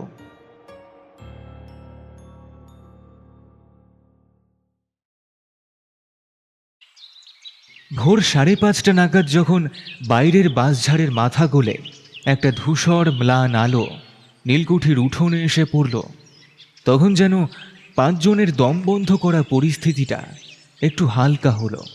ভোরের আলো ফোটার সাথে সাথেই চারপাশে ঝিঝি পোকার ডাক বন্ধ হয়ে গেল, আর তার জায়গায় কিচিরমিচির করে ডাকতে শুরু করলো পাখিরা। ঋত্বিক উঠে দাঁড়িয়ে দরজার হুড়কোটা খুলল, বলল, সায়ন, মধুরা, চল, বেলা বাড়ার আগে একবার হরেন মাস্টারের ওখানে যেতে হবে। আর তিতলি, অভিক, তোরা দুজনেই ঘরের ভেতরেই থাক, ভেতর থেকে দরজা লক করে রাখ, আর আমরা না ডাকলে খুলবি না, ঠিক আছে? আমাদের বললেও আমরা এই ঘরের বাইরে এক পা বেরোবো না, তোরা তাড়াতাড়ি আয়। ঋত্বিক, সায়ন আর মধুরা যখন ঘর থেকে বেরোলো, তখন করিডোরের আবহাওয়াটা রাতের মতো অতটা হিমশীতল লাগলো না, কিন্তু মেঝের দিকে তাকাতেই ওরা 3 জন আবারও থমকে গেল। রাতের সেই ভেজা পায়ের ছাপগুলো কিন্তু ভোরের আলোতেও যেন শুকোয়নি। ধুলো মাখা মেঝের ওপর সেই ছোট ছোট জোড়া পায়ের জলের দাগগুলো এখনো চকচক করছে, যেন কেউ এইমাত্র সেখান দিয়ে হেঁটে গেছে। ওরা কুঠিবাড়ির সদর দরজাটা টেনে দিয়ে দ্রুত পায়ে বকুলতলি গ্রামের ভেতরের মুরুম রাস্তা ধরে হাঁটা দিল। ভোরের কুয়াশা আর বর্ষার ভেজা বাষ্পে চারদিকের ধানক্ষেতগুলো খুব শান্ত দেখাচ্ছে, কিন্তু গ্রামের মানুষ ইতিমধ্যেই জেগে গেছে। দুধারে 2-1টা মাটির বাড়ির উঠোনে মহিলারা গোবর জল ছড়া দিচ্ছে, আর পুরুষরা লাঙল বা কাস্তে নিয়ে ক্ষেতের দিকে যাচ্ছে। মিনিট 15 হাঁটার পর ওরা হরেন মাস্টারের বাড়ির সামনে এসে পৌঁছল। হরেন মাস্টার তখন উঠোনের কুয়োতলা থেকে বালতি দিয়ে জল তুলছে, পরনে সেই সাদা ফতুয়া আর খাটো ধুতি। ওদের এই অসময়ে উস্কো খুস্কো চুলে আর ফ্যাকাশে মুখে আসতে দেখে উনি জল তোলা বন্ধ করে দিলেন। চশমার ওপর দিয়ে তীক্ষ্ণ চোখে ওদের দিকে চেয়ে বললেন, ইয়ে কলকাতার বাবুরা, রাতে ঘুম কেমন হলো?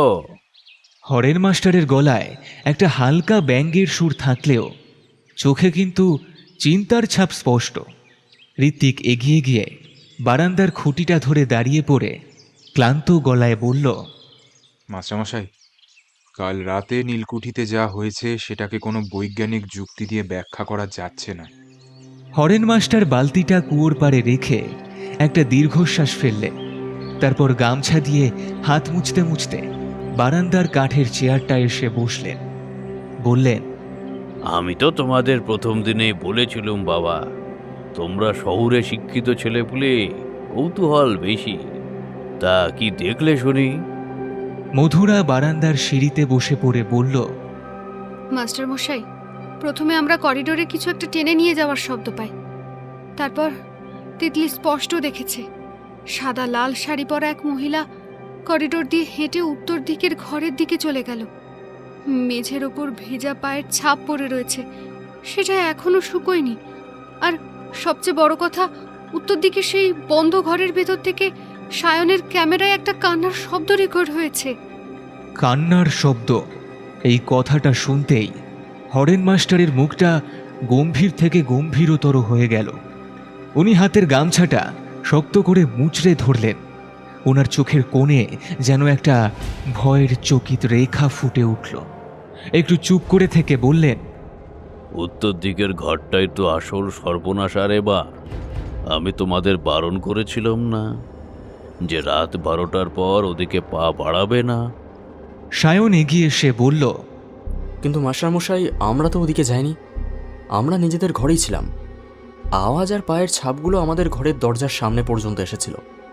আর ভোর হওয়ার ঠিক আগে ওই বন্ধ ঘরের দরজাটার ভিতর থেকে কেউ বা কিছু একটা প্রচণ্ড জোরে ধাক্কা মারছিল, যেন কেউ ভিতর থেকে বেরিয়ে আসতে চাইছে। হরেন মাস্টার চেয়ার ছেড়ে উঠে দাঁড়ালেন। উনি উঠোনের দিকে মুখ করে দাঁড়িয়ে কাপা গলায় বললেন, সে বেরোতে চায় না রে বাবা, সে তোদের সাবধান করতে চায়। কমলার আত্মাটা বড় জাগ্রত। এই ভাদ্র আশ্বিনের বর্ষার রাতে তার তেজ বাড়ে। মাস্টারমশাই, আপনি যে বলেছিলেন কমলা দেবী মারা যাওয়ার সময় কাউকে বাঁচানোর চেষ্টা করেছিলেন, সেই ইতিহাসটা আমাদের একটু খুলে বলুন না। আমাদের স্ক্রিপ্টের জন্য এটা খুব দরকার। হরেন মাস্টার মুখ ঘুরে দাঁড়ালেন। ওনার চোখে এখন আর সেই খিটখিটে ভাবটা নেই। বললেন, সে গল্প শুনতে হলে তোমাদের গ্রামের বড় পূজারী সনাতনের দাদু, মানে সনাতন নিজে যে মন্দিরে পুজো করে, সেই বুড়ো শিব মন্দিরে যেতে হবে। সনাতনের পরিবার বংশানুক্রমে রায়চৌধুরীদের কুলপুরোহিত ছিল। কমলার সেই শেষ রাতের আসল সত্যটা দাদা ঠাকুর ছাড়া এ গায়ে আর কেউ সঠিকভাবে জানে না। গ্রামের বাকি লোক তো শুধু কুসংস্কার আর রটনা শুনে অভিশপ্ত বলে দাগিয়ে দিয়েছে। উনি একটু থামলেন। তারপর ঋত্বিকের চোখের দিকে সোজা তাকিয়ে বললেন, তবে একটা কথা মনে রেখো ঋত্বিক, কুঠি বাড়িতে তোমরা পা দিয়েছ যখন, তখন কমলা তোমাদের চিনে নিয়েছে। সে তোমাদের সহজে ছাড়বে না, যতক্ষণ না সে যা চায় তা তোমরা পূরণ করছো। সে কি চায় মাস্টারমশাই? সেটা তো দাদা ঠাকুরই বলতে পারবে। তারপর ঘর থেকে তার বড় কালো ছাতাটা বগল দাবা করে নিয়ে বলল, চলো, আমিও তোমাদের সাথে সনাতনের কাছে যাচ্ছি। দিনের বেলাতেই যা করার করো, বিকেল গড়ালে কিন্তু আমি আর ওই কুঠির ত্রিসীমানায় তোমাদের পাশে থাকবো না। তিন বন্ধু আর হরেন মাস্টার মিলে গ্রামের ভেতরের পথ ধরে বুড়ো শিব মন্দিরের দিকে রওনা হলো। আকাশটা আবারও ধীরে ধীরে মেঘে ঢাকতে শুরু করেছে। সকালের ম্লান আলোটুকুও কখন যেন মেঘের পেটে সেধিয়ে গেল। বকুলতলি গ্রামের প্রাচীন শিব মন্দিরটার বয়স নীলকুঠির চেয়েও বেশি। পোড়ামাটির ইট দিয়ে তৈরি আটচালা মন্দিরটার গায়ে নানা রকম পৌরাণিক ভাস্কর্য খোদাই করা। বেশিরভাগটাই শ্যাওলা আর বুনো লতার উপদ্রবে নষ্ট হয়ে গেছে।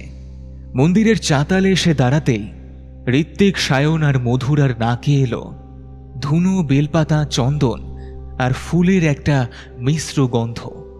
সনাতন জ্যাঠামশাই তখন মন্দিরের গর্ভগৃহে বসে শিবলিঙ্গের মাথায় ঘটি থেকে জল ঢালছিলেন।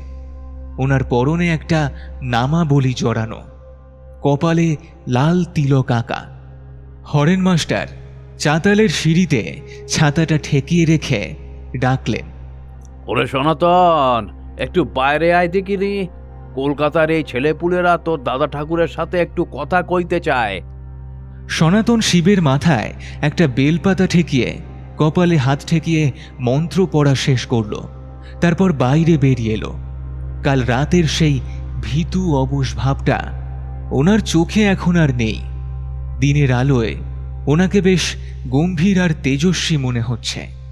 ওনার সেই একটা ভালো চোখ দিয়ে বন্ধুদের দিকে তাকিয়ে উনি খসখসে গলায় বললেন, তা বাবুরা, কাল রাইতের বেলায় কুঠি বাড়ির হাওয়া কেমন বুঝলে? হ্যাঁ, কমলা দেবী দর্শন দিলেন নাকি? সায়ন একটু অস্বস্তি বোধ করে ক্যামেরার বেলটা ঠিক করতে করতে বলল, দর্শন দেননি জ্যাঠা, তবে ওনার উপস্থিতিটা আমরা বেশ ভালো মতোই টের পেয়েছি। মেঝের ওপর ভেজা পায়ের ছাপ, উত্তরের দিকে ঘরে ধাক্কা মারার আওয়াজ সবই শুনেছি। সে তো হবেই। বলে মন্দিরের ভেজানো দরজাটা খুলে একজন 90 ঊর্ধ্ব বৃদ্ধকে সনাতন হাত ধরে নিয়ে এসে বৃদ্ধকে মন্দিরের চাতালের একটা পাথরের উপর বসালো। ওনার হাত দুটো থরথর করে কাঁপছে। বৃদ্ধ ওদের দিকে ঘোলা চোখে ভালো করে পরখ করে নিয়ে কাঁপা কাঁপা গলায় মৃদু ঋণঋণে সুরে ধীরে ধীরে বললেন, ভাদ্র মাসের এই লোনা বাতাসে কমলার পরাণটা বেশি ছটপট করে কা, তা কি জানতে চাও আমার কাছে? দাদা ঠাকুর, হরেন মাস্টার মশাই বললেন যে আপনি নাকি কমলার সেই রাতের আসল সত্যিটা জানেন। গ্রামের লোক তো বলে সে অপয়া ছিল, সে নাকি ডাইনি ছিল। আসলে ঘটনাটা কি হয়েছিল? ডাইনি শব্দটা শুনতেই সনাতন বুড়োর চোখটা রাগে দপদপ করে জ্বলে উঠল। উনি মেঝেতে লাঠিটা সজোরে ঠুকে বললেন, মিথ্যে, সব কুচ্ছদ। রায়চৌধুরী বংশের পাপ ঢাকা দিতে গায়ের লোক ওই নিষ্পাপ মেয়েটার মাথায় কলঙ্ক লেপে দিয়েছিল। কমলা ডাইনি ছিল না মা, সে ছিল এই বকুলতলির লক্ষ্মী। উনি একটা দীর্ঘশ্বাস ফেলে শূন্যে চোখ রেখে সেই রকম কাঁপা গলায় কমলার অতীত বলতে শুরু করলেন। সে আজ থেকে প্রায় 70-80 বছর আগের কথা। আমি তখন এক রুদ্রি ছেলে। আমার দাদা মশাই ছিলেন রায়চৌধুরীতে রাজপূজারীত। কমলা যখন এই গায়ে রায়চৌধুরী বাড়ির ছোট বউ হয়ে এলো, তখন তার রূপ দেখে মনে হতো যেন সাক্ষাৎ দুর্গা প্রতিমা। কিন্তু জমিদারের ছোট ছেলে সুধাময় বাবু ছিলেন একটু খেয়ালি প্রকৃতির। পড়াশুনো নিয়ে থাকতেন, নীলকুঠিদের সাহেবদের অত্যাচার পছন্দ করতেন না। সেই নিয়ে বাপের সাথে ওনার রোজ কাজিয়া হতো। তারপর সেই আগুন লেগেছিল যে রাতে, কি হয়েছিল দাদা ঠাকুর? ঋত্বিক উৎসুক হয়ে জিজ্ঞেস করল। বৃদ্ধ চোখ দুটো বুজে ফেললেন, যেন ওনার চোখের সামনেই সেই কাল রাতের আগুনের শিখাগুলো আবারও দাউ দাউ করে জ্বলে উঠছে। চোখ বন্ধ করেই বলতে শুরু করলেন তিনি। সেদিন ছিল এমনই এক ভাদুরে পূর্ণিমার রাত। মেঘ ভেঙে ঝমঝমিয়ে বৃষ্টি হচ্ছিল। হঠাৎই মাঝরাতে কোঠিবাড়ির উত্তর মহলে আগুন লেগে যায়। সাহেবদের পাঠানো কিছু লেঠেল নাকি পিছনের খিড়কি দিয়ে এসে কেরোসিন ঢেলে আগুন লাগিয়ে দিয়েছিল। চারিদিকে যখন আগুন আগুন বলে চিৎকার উঠছে, তখন সবাই নিজের যান বাঁচাতে বাইরে উঠোনে পালাচ্ছিল। কিন্তু বুড়ো একটু থামলেন, ওনার গলার আওয়াজটা ভারী হয়ে এলো। কিন্তু সুরাময় বাবুর একটা ছোট্ট ভাইপো ছিল, জমিদারের মেজ ছেলের 5 মাসের এক রুটি ছেলে। সবাই তাকে খোকন বলে আদর করে ডাকত।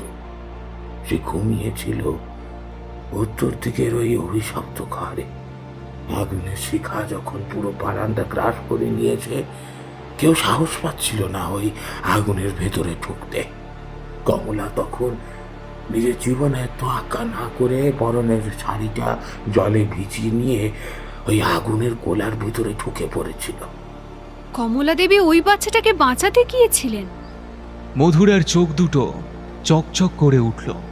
বৃদ্ধ মাথা নেড়ে বললেন, হ্যাঁ মা, কমলা ওই ঘরের ভেতরে ঢুকে বাচ্চাটাকে কোলে তুলে নিয়ে জানলা দিয়ে নিজের বাগানে ছুড়ে দিয়েছিল। নিচে দাঁড়িয়ে থাকা চাকররা খোকনকে লুফে নেয়। বাচ্চাটার একটা চুলও পড়েনি। কিন্তু কমলা যখন নিচে বেরোতে যাবে, ঠিক তখনই উত্তর দিকে ঘরের প্রকাণ্ড কাঠের কড়িকাঠটা ভেঙে পড়ে দরজার মুখে। কমলা বেরোনোর পথ বন্ধ হয়ে যায়।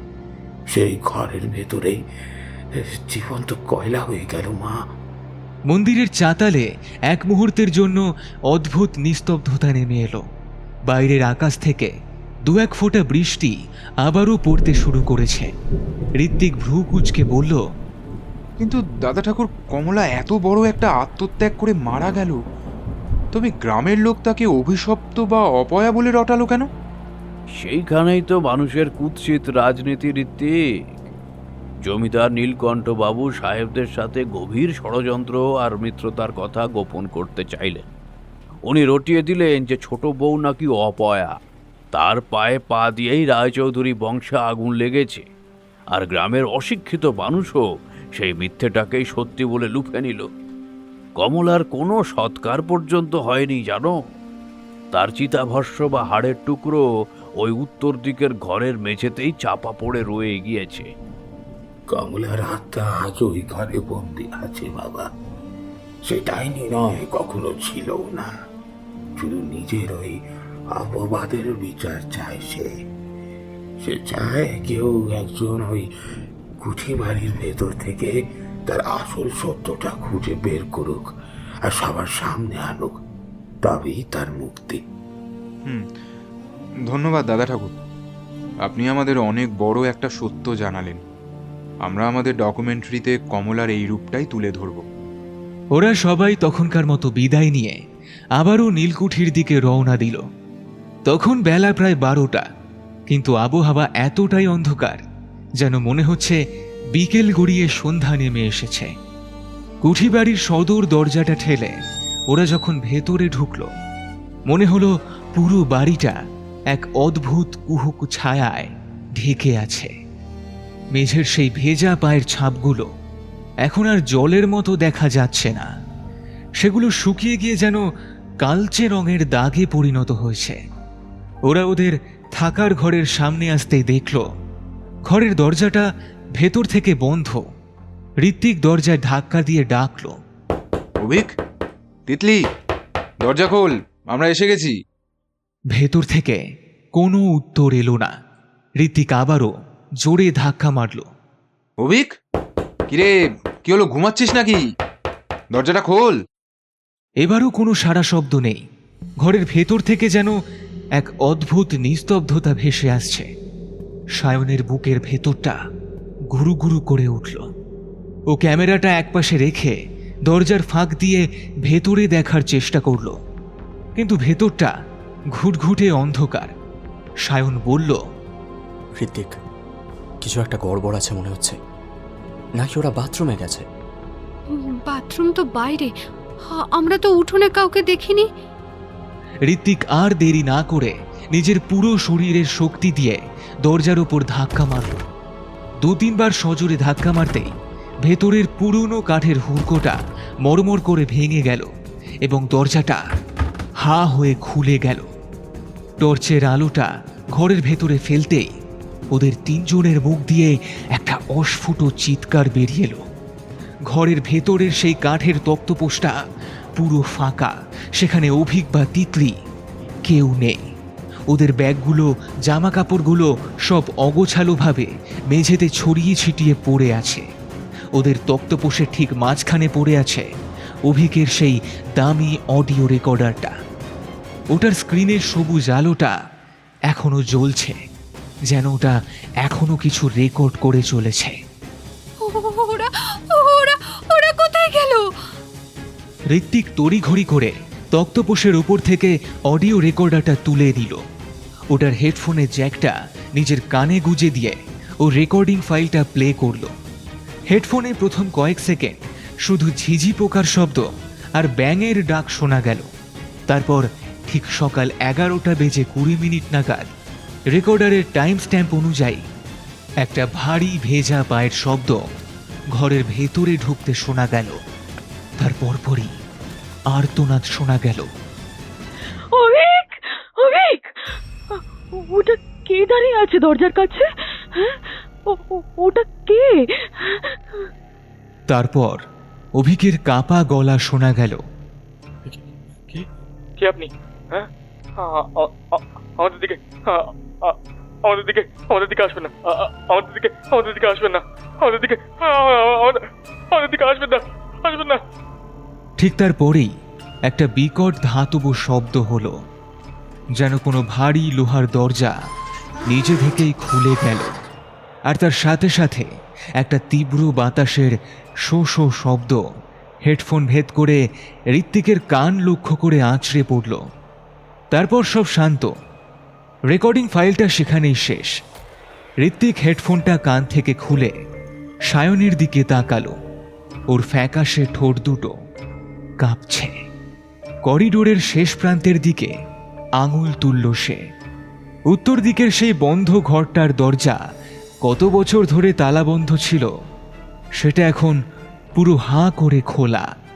অন্ধকারের সেই অন্দরমহল যেন ওদের 5 বন্ধুকে পুরোপুরি গ্রাস করার জন্য অপেক্ষা করছে। উত্তর দিকের সেই অভিশপ্ত ঘরের হাঁ করা অন্ধকারের দিকে তাকিয়ে ঋত্বিকের হাতের টর্চের আলোটা প্রবলভাবে কাঁপতে লাগলো।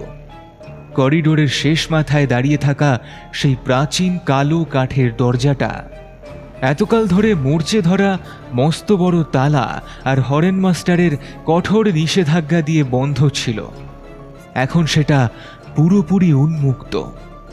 ঘরের ভেতরটা যেন একটা কৃষ্ণ গহ্বর, যেন চারপাশের সমস্ত আলো আর বাতাসকে শুষে নিচ্ছে। ঋত্বিক, অভিজ্ঞতা তিতলি কি তবে ওই ঘরের ভিতরে? মধুরার গলার আওয়াজে কান্নার সুর। সে ঋত্বিকের শার্টের হাতাটা দুহাতে খামচে ধরে দাঁড়িয়ে রইল।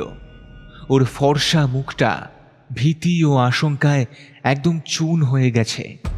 সায়ন ক্যামেরা লেন্সটা উত্তর দিকের ঘরের সেই হাঁ করা দরজার দিকে ফোকাস করল, কিন্তু ভিউ ফাইন্ডারের ভেতরের স্ক্রিনটা অদ্ভুতভাবে কাঁপতে শুরু করেছে।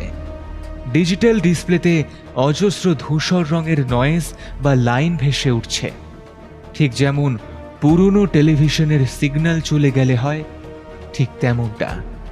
সায়ন ফিসফিস করে বলল, ক্যামেরা সেন্সারটা নিতে পারছে না রে ঋত্বিক। ভিতর থেকে কোনো একটা স্ট্রং ম্যাগনেটিক ফিল্ড বা ফ্রিকোয়েন্সি বেরোচ্ছে। লেন্সের অটো ফোকাসটা পাগলের মতো এদিক ওদিক ঘুরছে, কিন্তু কোথাও লক হতে পারছে না। লক করে কি হবে সায়ন? ভেতরে তো কোনো আলো নেই। ঋত্বিক নিজের ভেতরের ভয়টাকে চেপে রেখে যুক্তির খোলসটা আরেকবার উপরে টানার চেষ্টা করল। তারপর মধুরাকে বলল, মধুরা, তুই এখানে দাঁড়িয়ে থাক। সায়ন, টর্চটা নে, আমাদের ভেতরে যেতেই হবে। ওরা যদি কোনো বিপদে পড়ে থাকে, আমরা এভাবে বাইরে দাঁড়িয়ে সময় নষ্ট করতে পারি না। আমি একাই করিডোরে দাঁড়িয়ে থাকতে পারবো না ঋত্বিক, আমাকে তোদের সাথে নে। যা হবে 5 জনের একসাথেই হবে। ঠিক আছে, কেউ কারোর হাত ছাড়বি না। সায়ন, ক্যামেরা অন রাখবি কিনা তোর ব্যাপার, তবে চোখ কান খোলা রাখ। 3 বন্ধু একে অপরের হাত শক্ত করে ধরে পা টিপে টিপে সেই দীর্ঘ স্যাঁতস্যাঁতে করিডোর ধরে এগোতে লাগলো। মেঝের সেই কালচে হয়ে যাওয়া ভেজা পায়ের ছাপগুলো কিন্তু এই উত্তর দিকের ঘরের দরজার গোড়াতেই এসে শেষ হয়ে গিয়েছে। অর্থাৎ তিতলি আর অভিক যদি এই ঘরে ঢুকে থাকে, তবে তারা স্বেচ্ছায় আসেনি, তাদের কোনো এক অদৃশ্য শক্তি টেনে এনেছে। ওরা উত্তরের দিকের ঘরের চৌকাঠ এসে দাঁড়াতেই ঘরের ভেতর থেকে একটা তীব্র ভ্যাপসা আর হিমশীতল বাতাস ওদের যেন স্বাগত জানালো। গন্ধটা কাল রাতের চেয়েও আরো বেশি স্পষ্ট, পোড়া কাঠের গন্ধ। ঋত্বিক এলইডি টর্চের আলোটা ঘরের ভেতরের দিকে ফেলল। বিশাল ঘর, রায়চৌধুরী বংশের অন্দরমহলের সবচেয়ে বড় ঘর বোধহয় এটাই ছিল। ঘরের ছাদটা অনেক উঁচুতে, কড়িকাঠগুলো জায়গায় জায়গায় ভেঙে ঝুলে পড়েছে। চারদিকের দেওয়ালের প্লাস্টার বলতে কিচ্ছু নেই, শুধু নোনা ধরা কালচে ইটগুলো বেরিয়ে রয়েছে। ঘরের এক কোণে একটা মস্ত বড় খাট কঙ্কালের মতো দাঁড়িয়ে আছে এখনো, আর ঠিক মাঝখানের মেঝেতে জমে আছে পুরু ছাই আর কয়লার স্তূপ। 70 বছর আগের সেই বিধ্বংসী আগুনের চিহ্নটা এই ঘরে এসে যেন একদম টাটকা বলে মনে হচ্ছে। তিতলি, অভিক! ঋত্বিক সর্বশক্তি দিয়ে চিৎকার করে ডাকল, কিন্তু ঘরের চারদিকের শূন্য দেওয়ালগুলো সেই আওয়াজটাকে এক অদ্ভুত খসখসে প্রতিধ্বনিতে ফিরিয়ে দিল। কোনো জ্যান্ত মানুষের সাড়া মিলল না। সায়ন টর্চের আলোটা মেঝের ছাইগুলোর ওপর ফেলে বলল, ঋত্বিক, এই দেখ, এই ছায়ের উপর দিয়ে 2 জোড়া জুতো টেনে নিয়ে যাওয়ার স্পষ্ট দাগ দেখা যাচ্ছে। এই জুতোটার সোলের ডিজাইনটা দেখ, এটা অভিকের সেই স্নিকার্সটার দাগ মনে হচ্ছে। মধুরা খাটের দিকে এগোতে গিয়ে হঠাৎ থমকে দাঁড়িয়ে পড়ল। কাঁপা কাঁপা হাতে আঙুল দিয়ে খাটের পেছনের দেওয়ালটা দেখিয়ে বলল, ওটা কি রে? ঋত্বিক আর সায়ন দুজনেই টর্চের আলোটা সেই দেওয়ালে ফেলল। নোনা ধরা লাল ইটের দেওয়ালের উপর আলতা দিয়ে আঁকা অজস্র হাতের ছাপ, ছোট ছোট কোনো মহিলারই হাতের ছাপ। কিন্তু অদ্ভুত বিষয় হলো আলতার সেই লাল রংটা এত বছর পরেও ম্লান হয়নি। উল্টে মনে হচ্ছে এইমাত্র কেউ কাঁচা আলতায় হাত ডুবিয়ে দেওয়ালে সেই ছাপগুলো বসিয়ে গেছে। কোনো কোনো ছাপের নিচ থেকে লাল রংটা হালকা চুইয়ে নিচের দিকে নেমে গেছে, ঠিক যেন টাটকা রক্ত। এগুলো এগুলো কমলার হাতের ছাপ নয় তো? হতে পারে। ঋত্বিক এগিয়ে গেল দেওয়ালটার দিকে। ও হাতটা একটা আলতার ছাপের কাছাকাছি নিয়ে যেতেই স্পষ্ট অনুভব করল দেওয়াল থেকে একটা অদ্ভুত উত্তাপ বেরোচ্ছে। পুরো ঘরের আবহাওয়া যেখানে বরফের মতো ঠান্ডা, সেখানে এই দেওয়ালটা যেন একটা জ্বলন্ত অঙ্গারের মতো। ঠিক তখনই ঘরের জানলার ভাঙা কপাটগুলো একটা তীব্র দমকা বাতাসে ঝনঝন করে নড়ে উঠল। বাইরের বাঁশবাগানটা আবারও সেই ফিসফিসানি শব্দে মেতে উঠেছে। আর সেই শব্দের মাঝখান থেকে ঘরের ঠিক কোণ থেকে একটা অতি ক্ষীণ যান্ত্রিক শব্দ ভেসে এলো। শব্দটা খুব চেনা। সায়ন চকিতে ঘুরে তাকালো। এটা তো টাইমারের শব্দ বা কোনো ব্যাটারি লো ইন্ডিকেটরের আওয়াজ। অভিকের গিম্বল ক্যামেরাটা। সায়ন নিচু হয়ে যন্ত্রটা টেনে বের করলো। এটা অভিকের ছোট পকেট ক্যামেরা। ওটা সবসময় ওর বুক পকেটে গুজে রাখত ব্যাকআপ ফুটেজের জন্য। ক্যামেরাটা অন আছে, যদিও লেন্সটা ঘরের ছাদের দিকে মুখ করে পড়েছিল। ঋত্বিক সায়নের হাত থেকে ক্যামেরাটা প্রায় ছিনিয়ে নিল। ওটার প্লেব্যাক অপশানে গিয়ে ও শেষ রেকর্ড হওয়া ভিডিওটা অন করল। তিনজোড়া চোখ স্থির হয়ে রইল ছোট এলসিডি স্ক্রিনটার উপর। ভিডিওটা শুরু হলো ওদের নিজেদের ঘর থেকে। স্ক্রিনে দেখা যাচ্ছে তিতলি তক্তপোষের ওপর বসে আছে, ওর মুখটা ভয়ে ফ্যাকাশে। অভিক ক্যামেরাটা ধরে ঘরের দরজার দিকে ফোকাস করছে। হঠাৎ দরজার বাইরে একটা অস্পষ্ট ছায়া পড়ল। তিতলি চিৎকার করে উঠল, অভিক, ওটা কে দাঁড়িয়ে আছে দরজার কাছে? কে? কে আপনি? হ্যাঁ, আমাদের দিকে আমাদের দিকে আমাদের দিকে আসবেন না, আমাদের দিকে আমাদের দিকে আসবেন না, আমাদের দিকে আমাদের দিকে আসবেন না, আসবেন না। ঠিক তখনই এক অদ্ভুত অলৌকিক কাণ্ড ঘটল। ক্যামেরাটা অভিকের হাত থেকে যেন কেউ এক ঝটকায় কেড়ে নিল। ভিডিওর ফ্রেমটা মারাত্মকভাবে কেঁপে উঠল। তারপর দেখা গেল ক্যামেরাটা বাতাসে ভাসতে ভাসতে করিডোর দিয়ে এগিয়ে চলেছে। অভিক আর তিতলি দুজনকেই ফ্রেমের একপাশে দেখা যাচ্ছে। ওদের চোখ দুটো বোজা, মুখাবয়ব পুরো ভাবলেশীল, যেন কোনো গভীর সম্মোহনের ঘোরে ওরা দুজনে পা ঘষতে ঘষতে হেঁটে চলেছে সেই অদৃশ্য শক্তির পেছনে।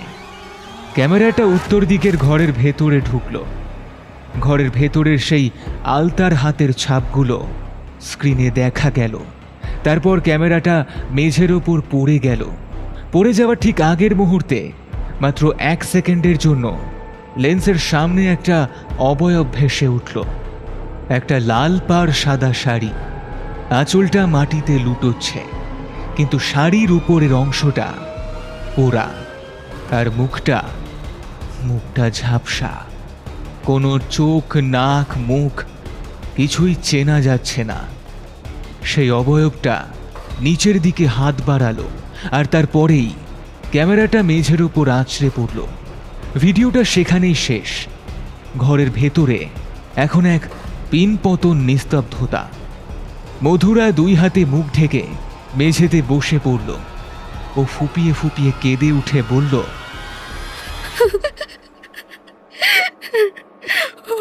ওরা ওরা আর বেঁচে নেই রে রীতি।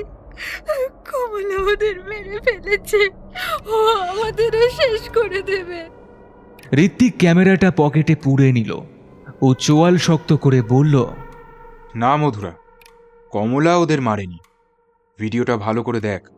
কমলার অবয়বে রাগের বহিঃপ্রকাশ কিন্তু দেখলাম না। মনে হলো যন্ত্রণার ছবি। ও ওদের কোনো একটা কারণে এই ঘরে নিয়ে এসেছে। আমাদের সেই কারণটা খুঁজতে হবে। কিন্তু খুঁজবি কোথায়? এই ঘরে তো ওরা নেই, তাহলে গেল কোথায়? ঋত্বিক ঘরের চারধারে আরেকবার টর্চটা ঘোরালো। খাট, দেওয়াল, ছাইয়ের স্তূপ সবই তো দেখা যাচ্ছে, কিন্তু খাটের ঠিক পেছনে যে দেওয়ালে আলতার হাতের ছাপগুলো সবচেয়ে বেশি ঘন হয়ে আছে, সেখানকার মেঝেটা দেখে একটা অদ্ভুত খটকা লাগলো ঋত্বিকের। সেখানের মেঝের উপর বসানো চারকোনা একটা বড় পাথরের স্ল্যাব চারপাশের ইটের মেঝের চেয়ে কিছুটা উঁচু হয়ে আছে, আর সেই স্ল্যাবের চারধারে ধুলোবালিগুলো এমনভাবে সরে গেছে যেন সম্প্রতি কেউ ওটাকে তোলার বা নাড়ানোর চেষ্টা করেছে। ঋত্বিক এগিয়ে গেল সেই পাথরের স্ল্যাবটার কাছে। ও সায়নকে ডাকলো। সায়ন, ক্যামেরা রাখ, এদিকে আয়। এই পাথরটা তুলতে হবে, এর নিচে কিছু একটা আছে। ঋত্বিকের কথা মতো সায়ন ক্যামেরাটা একপাশে রেখে এগিয়ে চলল। চারকোনা ভারী পাথরের স্ল্যাবটার ওপর টর্চের আলো ফেলতেই দেখা গেল ওটার গায়ে কিছু একটা খোদাই করা ছিল। সময়ের নিয়মে শ্যাওলা আর ধুলোয় সেসব ক্ষয়ে গেছে। সায়ন, হাত লাগা। মধুরা, তুই টর্চটা ধর। ঋত্বিক হাঁটু গেড়ে বসে বলল। মেঝের স্যাঁতস্যাঁতে ঠান্ডা পাথরটায় আঙুল ছোঁয়াতেই দুজনেরই মনে হলো পাথরটা যেন এক অদ্ভুত কম্পনে কাঁপছে, ঠিক যেমন মানুষের বুকের ভেতর হৃৎপিণ্ড স্পন্দিত হয়। হুবহু সেই রকমই একটা মৃদু ধকধক শব্দ আর কম্পন অনুভূত হচ্ছিল পাথরের তলা থেকে। সায়ন কাঁপা কাঁপা গলায় বলল, ঋতিক, অনুভব করছিস পাথরটা যেন নিঃশ্বাস নিচ্ছে? ভয় পাস না, জোর দে। দুজনে মিলে সর্বশক্তি দিয়ে পাথরটার একপাশে আঙুল গুলিয়ে ওপরের দিকে চার দিল। কত বছরের পুরনো জমাট বাঁধা কাদা আর চুনকাম মরমর করে ভেঙে গেল। একটা বিকট শব্দ করে পাথরটা সামান্য আলগা হতেই তার তলা থেকে একটা তীব্র ভ্যাপসা ও গরম বাতাস সপাটে ওদের মুখে এসে লাগলো। সেই বাতাসে পোড়া চামড়া আর পচা গন্ধের তীব্রতা এত বেশি ছিল যে মধুরা বমি সামলাতে না পেরে মুখ ফিরিয়ে নিল। ঋত্বিক আর সায়ন একটা শেষ ধাক্কা দিতেই পাথরের স্ল্যাবটা উল্টে একপাশে পড়ে গেল। টর্চের আলোটা গর্তের ভেতরে ফেলতেই তিনজনের চোখ ছানা পড়া হয়ে গেল।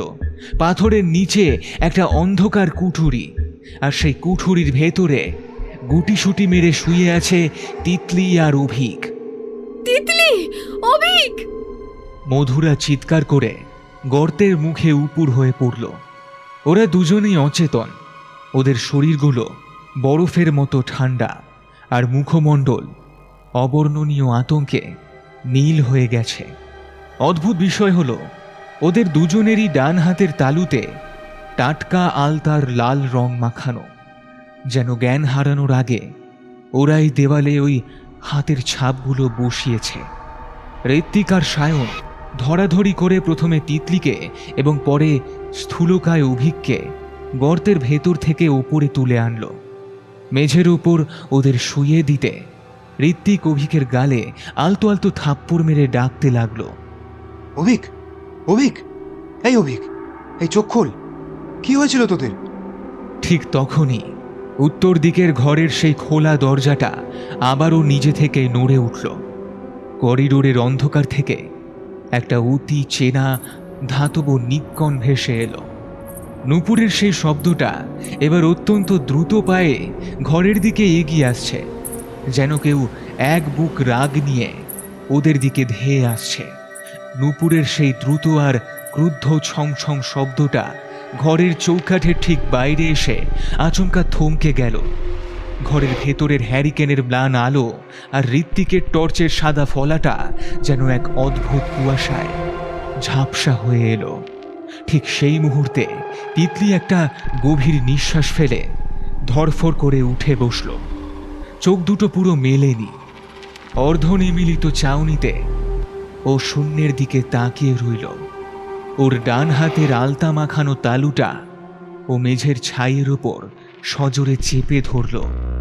তিতলি, তুই ঠিক আছিস? মধুরা ওকে জড়িয়ে ধরতে গেলে ঋত্বিক মধুরাকে হাত টেনে আটকে দিল। ঋত্বিক ফিসফিস করে বলল, দাঁড়া মধুরা, ওর দিকে তাকা। মধুরা ওর কথা শুনে তাকিয়ে দেখল তিতলি যেন এক গভীর সম্মোহনের ঘোরে অবশ হয়ে আছে। হঠাৎ ও মেঝের ছাই আর কয়লার স্তূপের ওপর ওর আলতা মাখা আঙুল দিয়ে অদ্ভুত সব নকশা কাটতে শুরু করল। কোনো সাধারণ হিজিবিজি দাগ নয়, ঠিক যেন লক্ষ্মী পুজোর আলপনা। তিতলি মুখ দিয়ে একটা অতি ক্ষীণ ফিসফিস আওয়াজ করছে, যেন কোনো পুরনো মন্ত্র পাঠ করছে। সায়ন কাপা হাতে ক্যামেরাটা অন করে তিতলির হাতের সেই অদ্ভুত আলপনা আঁকার দৃশ্যটা রেকর্ড করতে লাগলো। সায়ন ফিসফিস করে জিজ্ঞেস করলো, ঋত্বিক, ও কি করছে এটা? ওর জ্ঞান নেই, অথচ হাতটা দেখ কেমন যান্ত্রিকভাবে চলছে। মেঝের উপর তিতলির আঙুলের টানে ছাইগুলো সরে গিয়ে নিচের লাল ইটের একটা অংশ বেরিয়ে পড়ল। ঠিক তখনই অভিকও একটা গোঙানির শব্দ করে চোখ মেলল। ও চোখ খুলেই ঘরের ছাদের দিকে তাকিয়ে আতঙ্কে চিৎকার করে উঠল, আগুন, আগুন, চারিদিকে আগুন, আমাকে বাঁচাও, বাঁচাও! অভিকের এই চিৎকারের সাথে সাথেই উত্তর দিকের ঘরের জানলার ভাঙা কপাটগুলো প্রবল শক্তিতে বন্ধ হয়ে গেল। ঘরের ভেতরটা এক লহমায় ঘুটঘুটে অন্ধকার নেমে এলো। শুধু তিতলির হাতের আলতা মাখানো অংশটা থেকে যেন একটা মৃদু অলৌকিক লালচে আভা ঠিকরে বেরোতে শুরু করেছে। আর সেই আলোয় দেখা গেল ঘরের কোণে একটা ছায়ামূর্তি ধীরে ধীরে স্পষ্ট হয়ে উঠছে। ঘরের কোণে ঘনীভূত হওয়া অন্ধকারটা যেন চারপাশের বাতাসকে শুষে নিয়ে এক অবয়বের রূপ ধারণ করল। তিতলির হাতের আলতার সেই ম্লান লালচে আভায় স্পষ্ট দেখা গেল এক নারী মূর্তি সেখানে স্থির হয়ে দাঁড়িয়ে আছে। তার পরনের শাড়ির বুকের উপরের অংশটা পোড়া, মুখমণ্ডল সম্পূর্ণ ঝাপসা, যেন ঘন কুয়াশার আস্তরণ সেখানে জমে আছে। কিন্তু সেই কুয়াশার অন্তরাল থেকে দুটো চোখ জ্বলন্ত কয়লার মতো শূন্য কোটর থেকে অবর্ণনীয় এক দুঃখ আর যন্ত্রণার চাউনি পাঁচ বন্ধুর দিকে স্থির হয়ে রইল। কমলা দেবী! মধুরা কাঁপতে কাঁপতে নিজের অজান্তেই হাত জোর করে ফেলল। ছায়ামূর্তিটি কোনো কথা বলল না, কিন্তু তার আবির্ভাবে ঘরের ভেতরের পোড়া গন্ধটা এতটাই তীব্র হয়ে উঠল যে পাঁচ বন্ধুর দম বন্ধ হওয়ার উপক্রম হলো। অভিক মেঝের ওপর পড়ে থেকে গোঙাতে লাগলো। ঋত্বিক নিজের সমস্ত সাহস সঞ্চয় করে টর্চের আলোটা ছায়ামূর্তির দিকে ফেলার চেষ্টা করল, কিন্তু অদ্ভুত ব্যাপার, তীব্র সাদা আলোর ফলাটা সেই মূর্তির শরীর ভেদ করে পেছনের দেওয়ালে গিয়ে পড়ল। মূর্তিটা যেন একটা আলোর তৈরি মায়া, যার কোনো ভৌত শরীর নেই। হঠাৎ করে ছায়ামূর্তিটা নড়ে উঠল।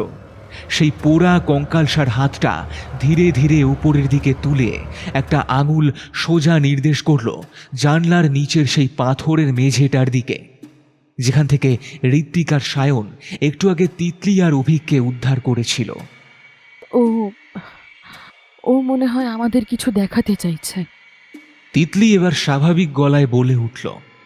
ওর চোখের সেই মোহগ্রস্ত ভাবটা কেটে গেছে, কিন্তু এখনো ও মেঝেতে আঁকা আলপনার উপর হাত রেখে বসে আছে। তিতলি আবারও বলল, ও আমাদের কোনো ক্ষতি করতে চায় না। ও চায় ওর নির্দেশ মতো যেন আমরা ওখানে খুঁজে দেখি। মূর্তিটি জানলার দিকে আঙুলটা স্থির করে রেখে তিনবার আলতো করে মাথা দোলালো, আর তার পরপরই ঘরের জানলার বাইরে একটা প্রকাণ্ড বাজ পড়ার শব্দ হলো। সেই শব্দের তীব্রতায় ঘরের মেঝেটা কেঁপে উঠল এবং এক লহমায় সেই অলৌকিক লাল আলো আর ছায়ামূর্তিটা বাতাসের সাথে যেন মিলিয়ে গেল, আর ঘরটা আবারও স্বাভাবিক অন্ধকারে ডুবে গেল। সেই প্রকাণ্ড বাজ পড়ার শব্দে যেন পুরো নীলকুঠির শতাব্দী প্রাচীন ভিতটাও কেঁপে উঠল।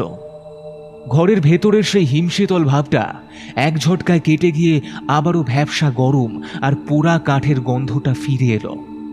ঋত্বিক পকেট থেকে একটা ছোট ব্যাকআপ টর্চ জ্বেলে ফেলল। সাদা আলোটা ও প্রথমে তিতলি আর অভিকের মুখের ওপর ফেলে বলল, তোরা ঠিক আছিস তো? কোনো কষ্ট হচ্ছে? অভিক তখনও মেঝের ওপর শুয়ে আছে। সে হাঁপাতে হাঁপাতে ধীরে ধীরে মাথা নেড়ে বলল,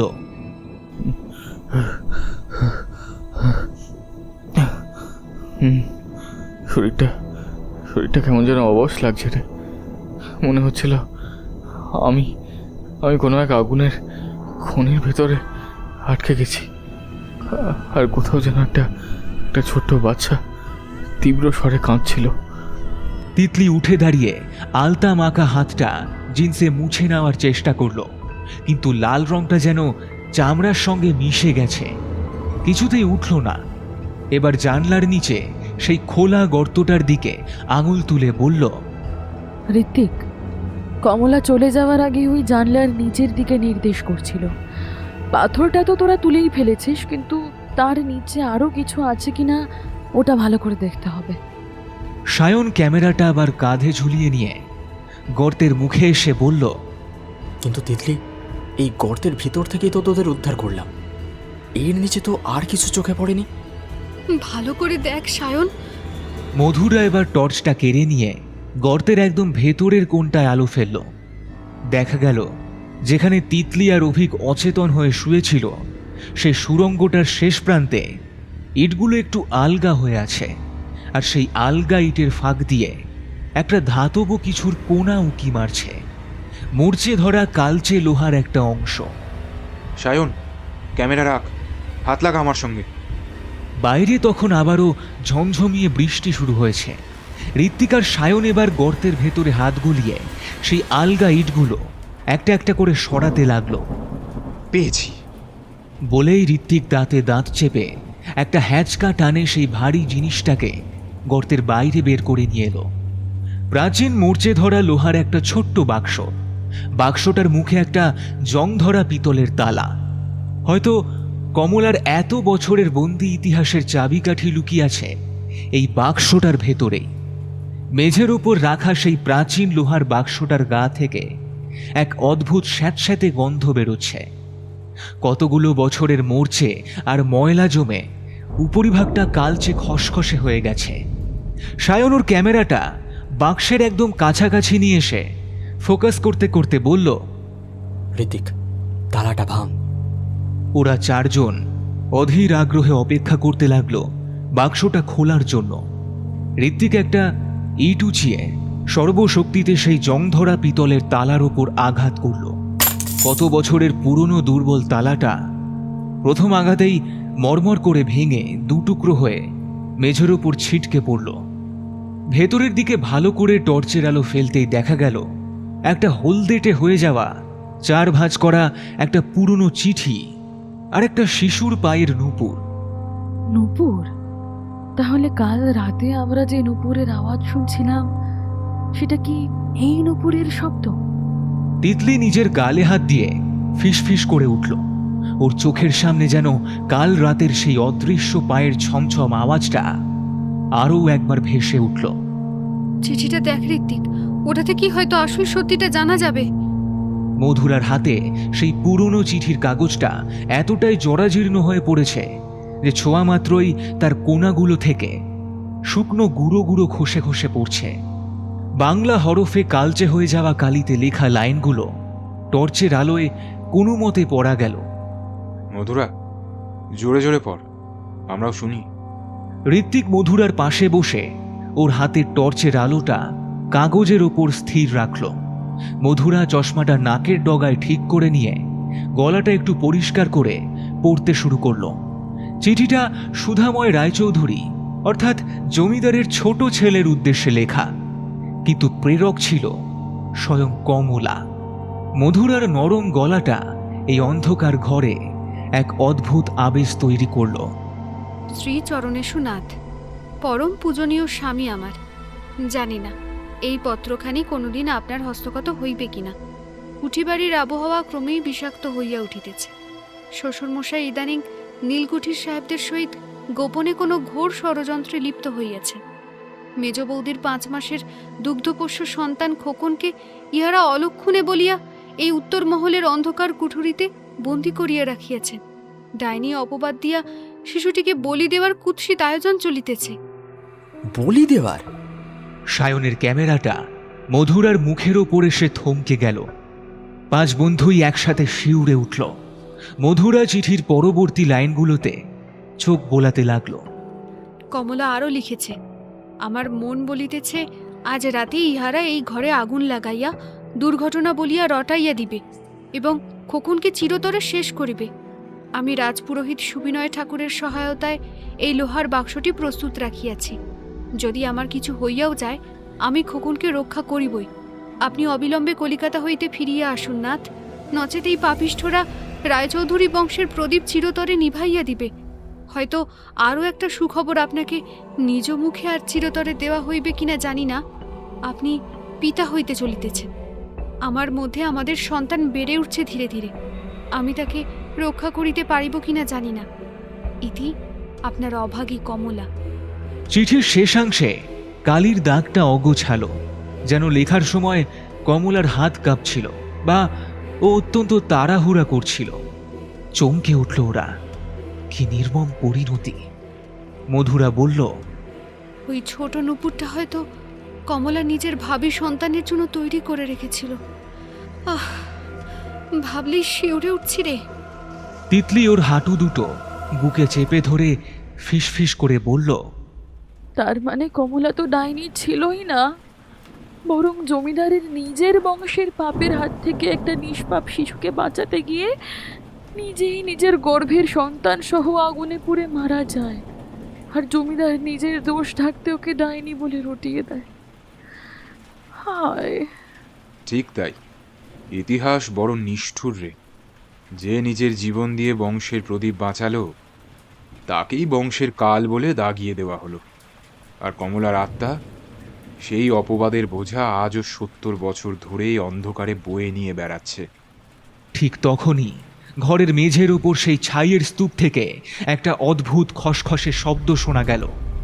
মেঝের ছাইয়ের স্তূপ থেকে উঠে আসা সেই খসখসে শব্দটার সাথে সাথে ঘরের ভেতরের হ্যারিকেনটা আচমকাই আবার দপদপ করে জ্বলে উঠল। তবে এবার আর কোনো অন্ধকার বা ভয়াল পরিবেশ তৈরি হলো না। হ্যারিকেনের হলদে আলোটা এক অদ্ভুত শুভ্র রূপলি আলোয় রূপান্তরিত হয়ে পুরো ঘরটাকে আলোকিত করে দিল। 5 বন্ধুই বিস্ময়ে চারধারে তাকাতে লাগলো। দেওয়ালের সেই আলতার কুৎসিত হাতের ছাপগুলো যেন এক লহমায় ম্লান হয়ে গেল। আর জানলার নিচে সেই লোহার বাক্সের ঠিক ওপরে বাতাসের মধ্যে আবারও ভেসে উঠল কমলার সেই ছায়ামূর্তি। তবে এবার আর তার রূপ ভয়ঙ্কর লাগলো না। শাড়ির পোড়া অংশ বা চামড়ার বিভৎসতা যেন এক অলৌকিক আলোয় সব ধুয়ে মুছে গেছে। এবার তার মুখমণ্ডল স্পষ্ট দেখা গেল। এক অপরূপা সুন্দরী তরুণী বধূ সেখানে দাঁড়িয়ে আছে, মাথায় চওড়া করে সিঁদুর পরা, কপালে চন্দনের ফোঁটা, বড় বড় 2 চোখে যেন পরম তৃপ্তির ছায়া। কয়েক সেকেন্ড মাত্র সবকিছু যেন স্বপ্নাচ্ছন্ন মনে হলো তাদের। তারপর হঠাৎই একটা অদ্ভুত শীতল বাতাস বয়ে এলো। কমলার অবয়ব 5 বন্ধুর শরীর ছুঁয়ে জানলা গলে বাইরের দিকে বাতাস হয়ে বেরিয়ে গেল। তিতলি ভেজা চোখে কান্না ভেজা গলায় বলল, কমলা মুক্ত হয়ে গেল রে ঋত্বিক। ও শুধু চেয়েছিল কেউ ওর আসল সত্যিটা জানতে পারুক, আর আমরা সেই সত্যিটা উদ্ধার করেছি। 7 দশকে এক অভিশপ্ত ইতিহাসের অবসান ঘটল এক নিমেষে।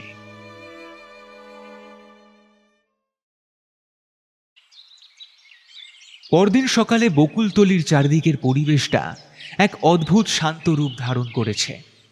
ভাদ্রের সেই কালো মেঘগুলো যখন কেটে গেছে, আকাশ এখন শরতের মতন কাঁচ স্বচ্ছ নীল। ধানক্ষেতের সবুজ পাতাগুলোতে রাতের বৃষ্টির জল মুক্তোর মতন চকচক করছে। 5 বন্ধু নীলকুঠির সদর দরজাটা টেনে বাইরে বেরিয়ে এলো। ওদের প্রত্যেকের চোখে মুখে ক্লান্তির চিহ্ন থাকলেও বুক জুড়ে আছে এক অদ্ভুত স্বস্তি। ওরা সোজা চলে এলো গ্রামের বুড়ো শিব মন্দিরের দিকে। মন্দিরের চাতালে হরেন মাস্টার মশাই বসে আছেন, আর সাথে সনাতনার দাদা ঠাকুর দুজনেই বসে তামাক খাচ্ছিলেন।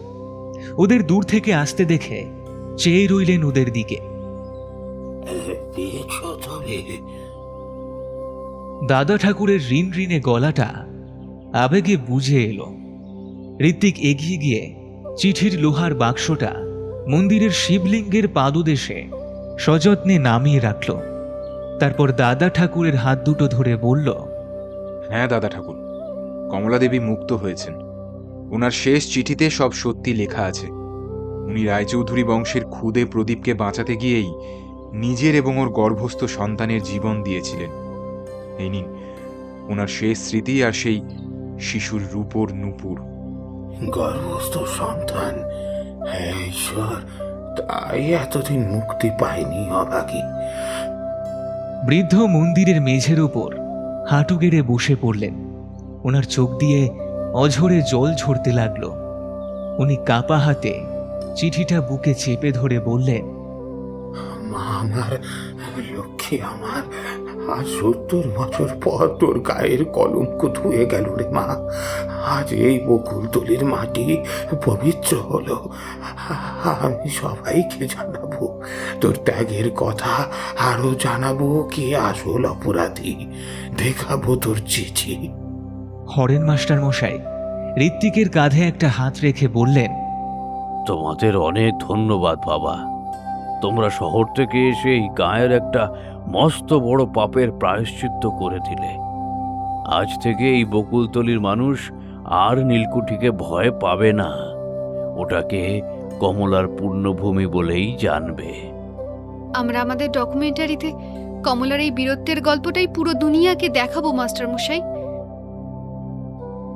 বিকেল 5টা নাগাদ কলকাতা ফেরার বাসটা সেই অসত্য গাছের তলায় এসে দাঁড়ালো। 5 বন্ধু একে একে বাসে উঠে গিয়ে বসল। বাসটা ধুলো উড়িয়ে বকুলতলি গ্রামের সীমানা পেরিয়ে মেন রোডের দিকে এগিয়ে চলেছে। ওরা হঠাৎই বাসের জানলা দিয়ে পেছনের দিকে তাকালো। দূরে ধান ক্ষেতের ওপারে সেই জরাজীর্ণ নীলকুঠির দোতলার ভাঙা বারান্দাটা দেখা যাচ্ছে। সত্যি, ইতিহাস সবসময় সত্য প্রকাশ করে না।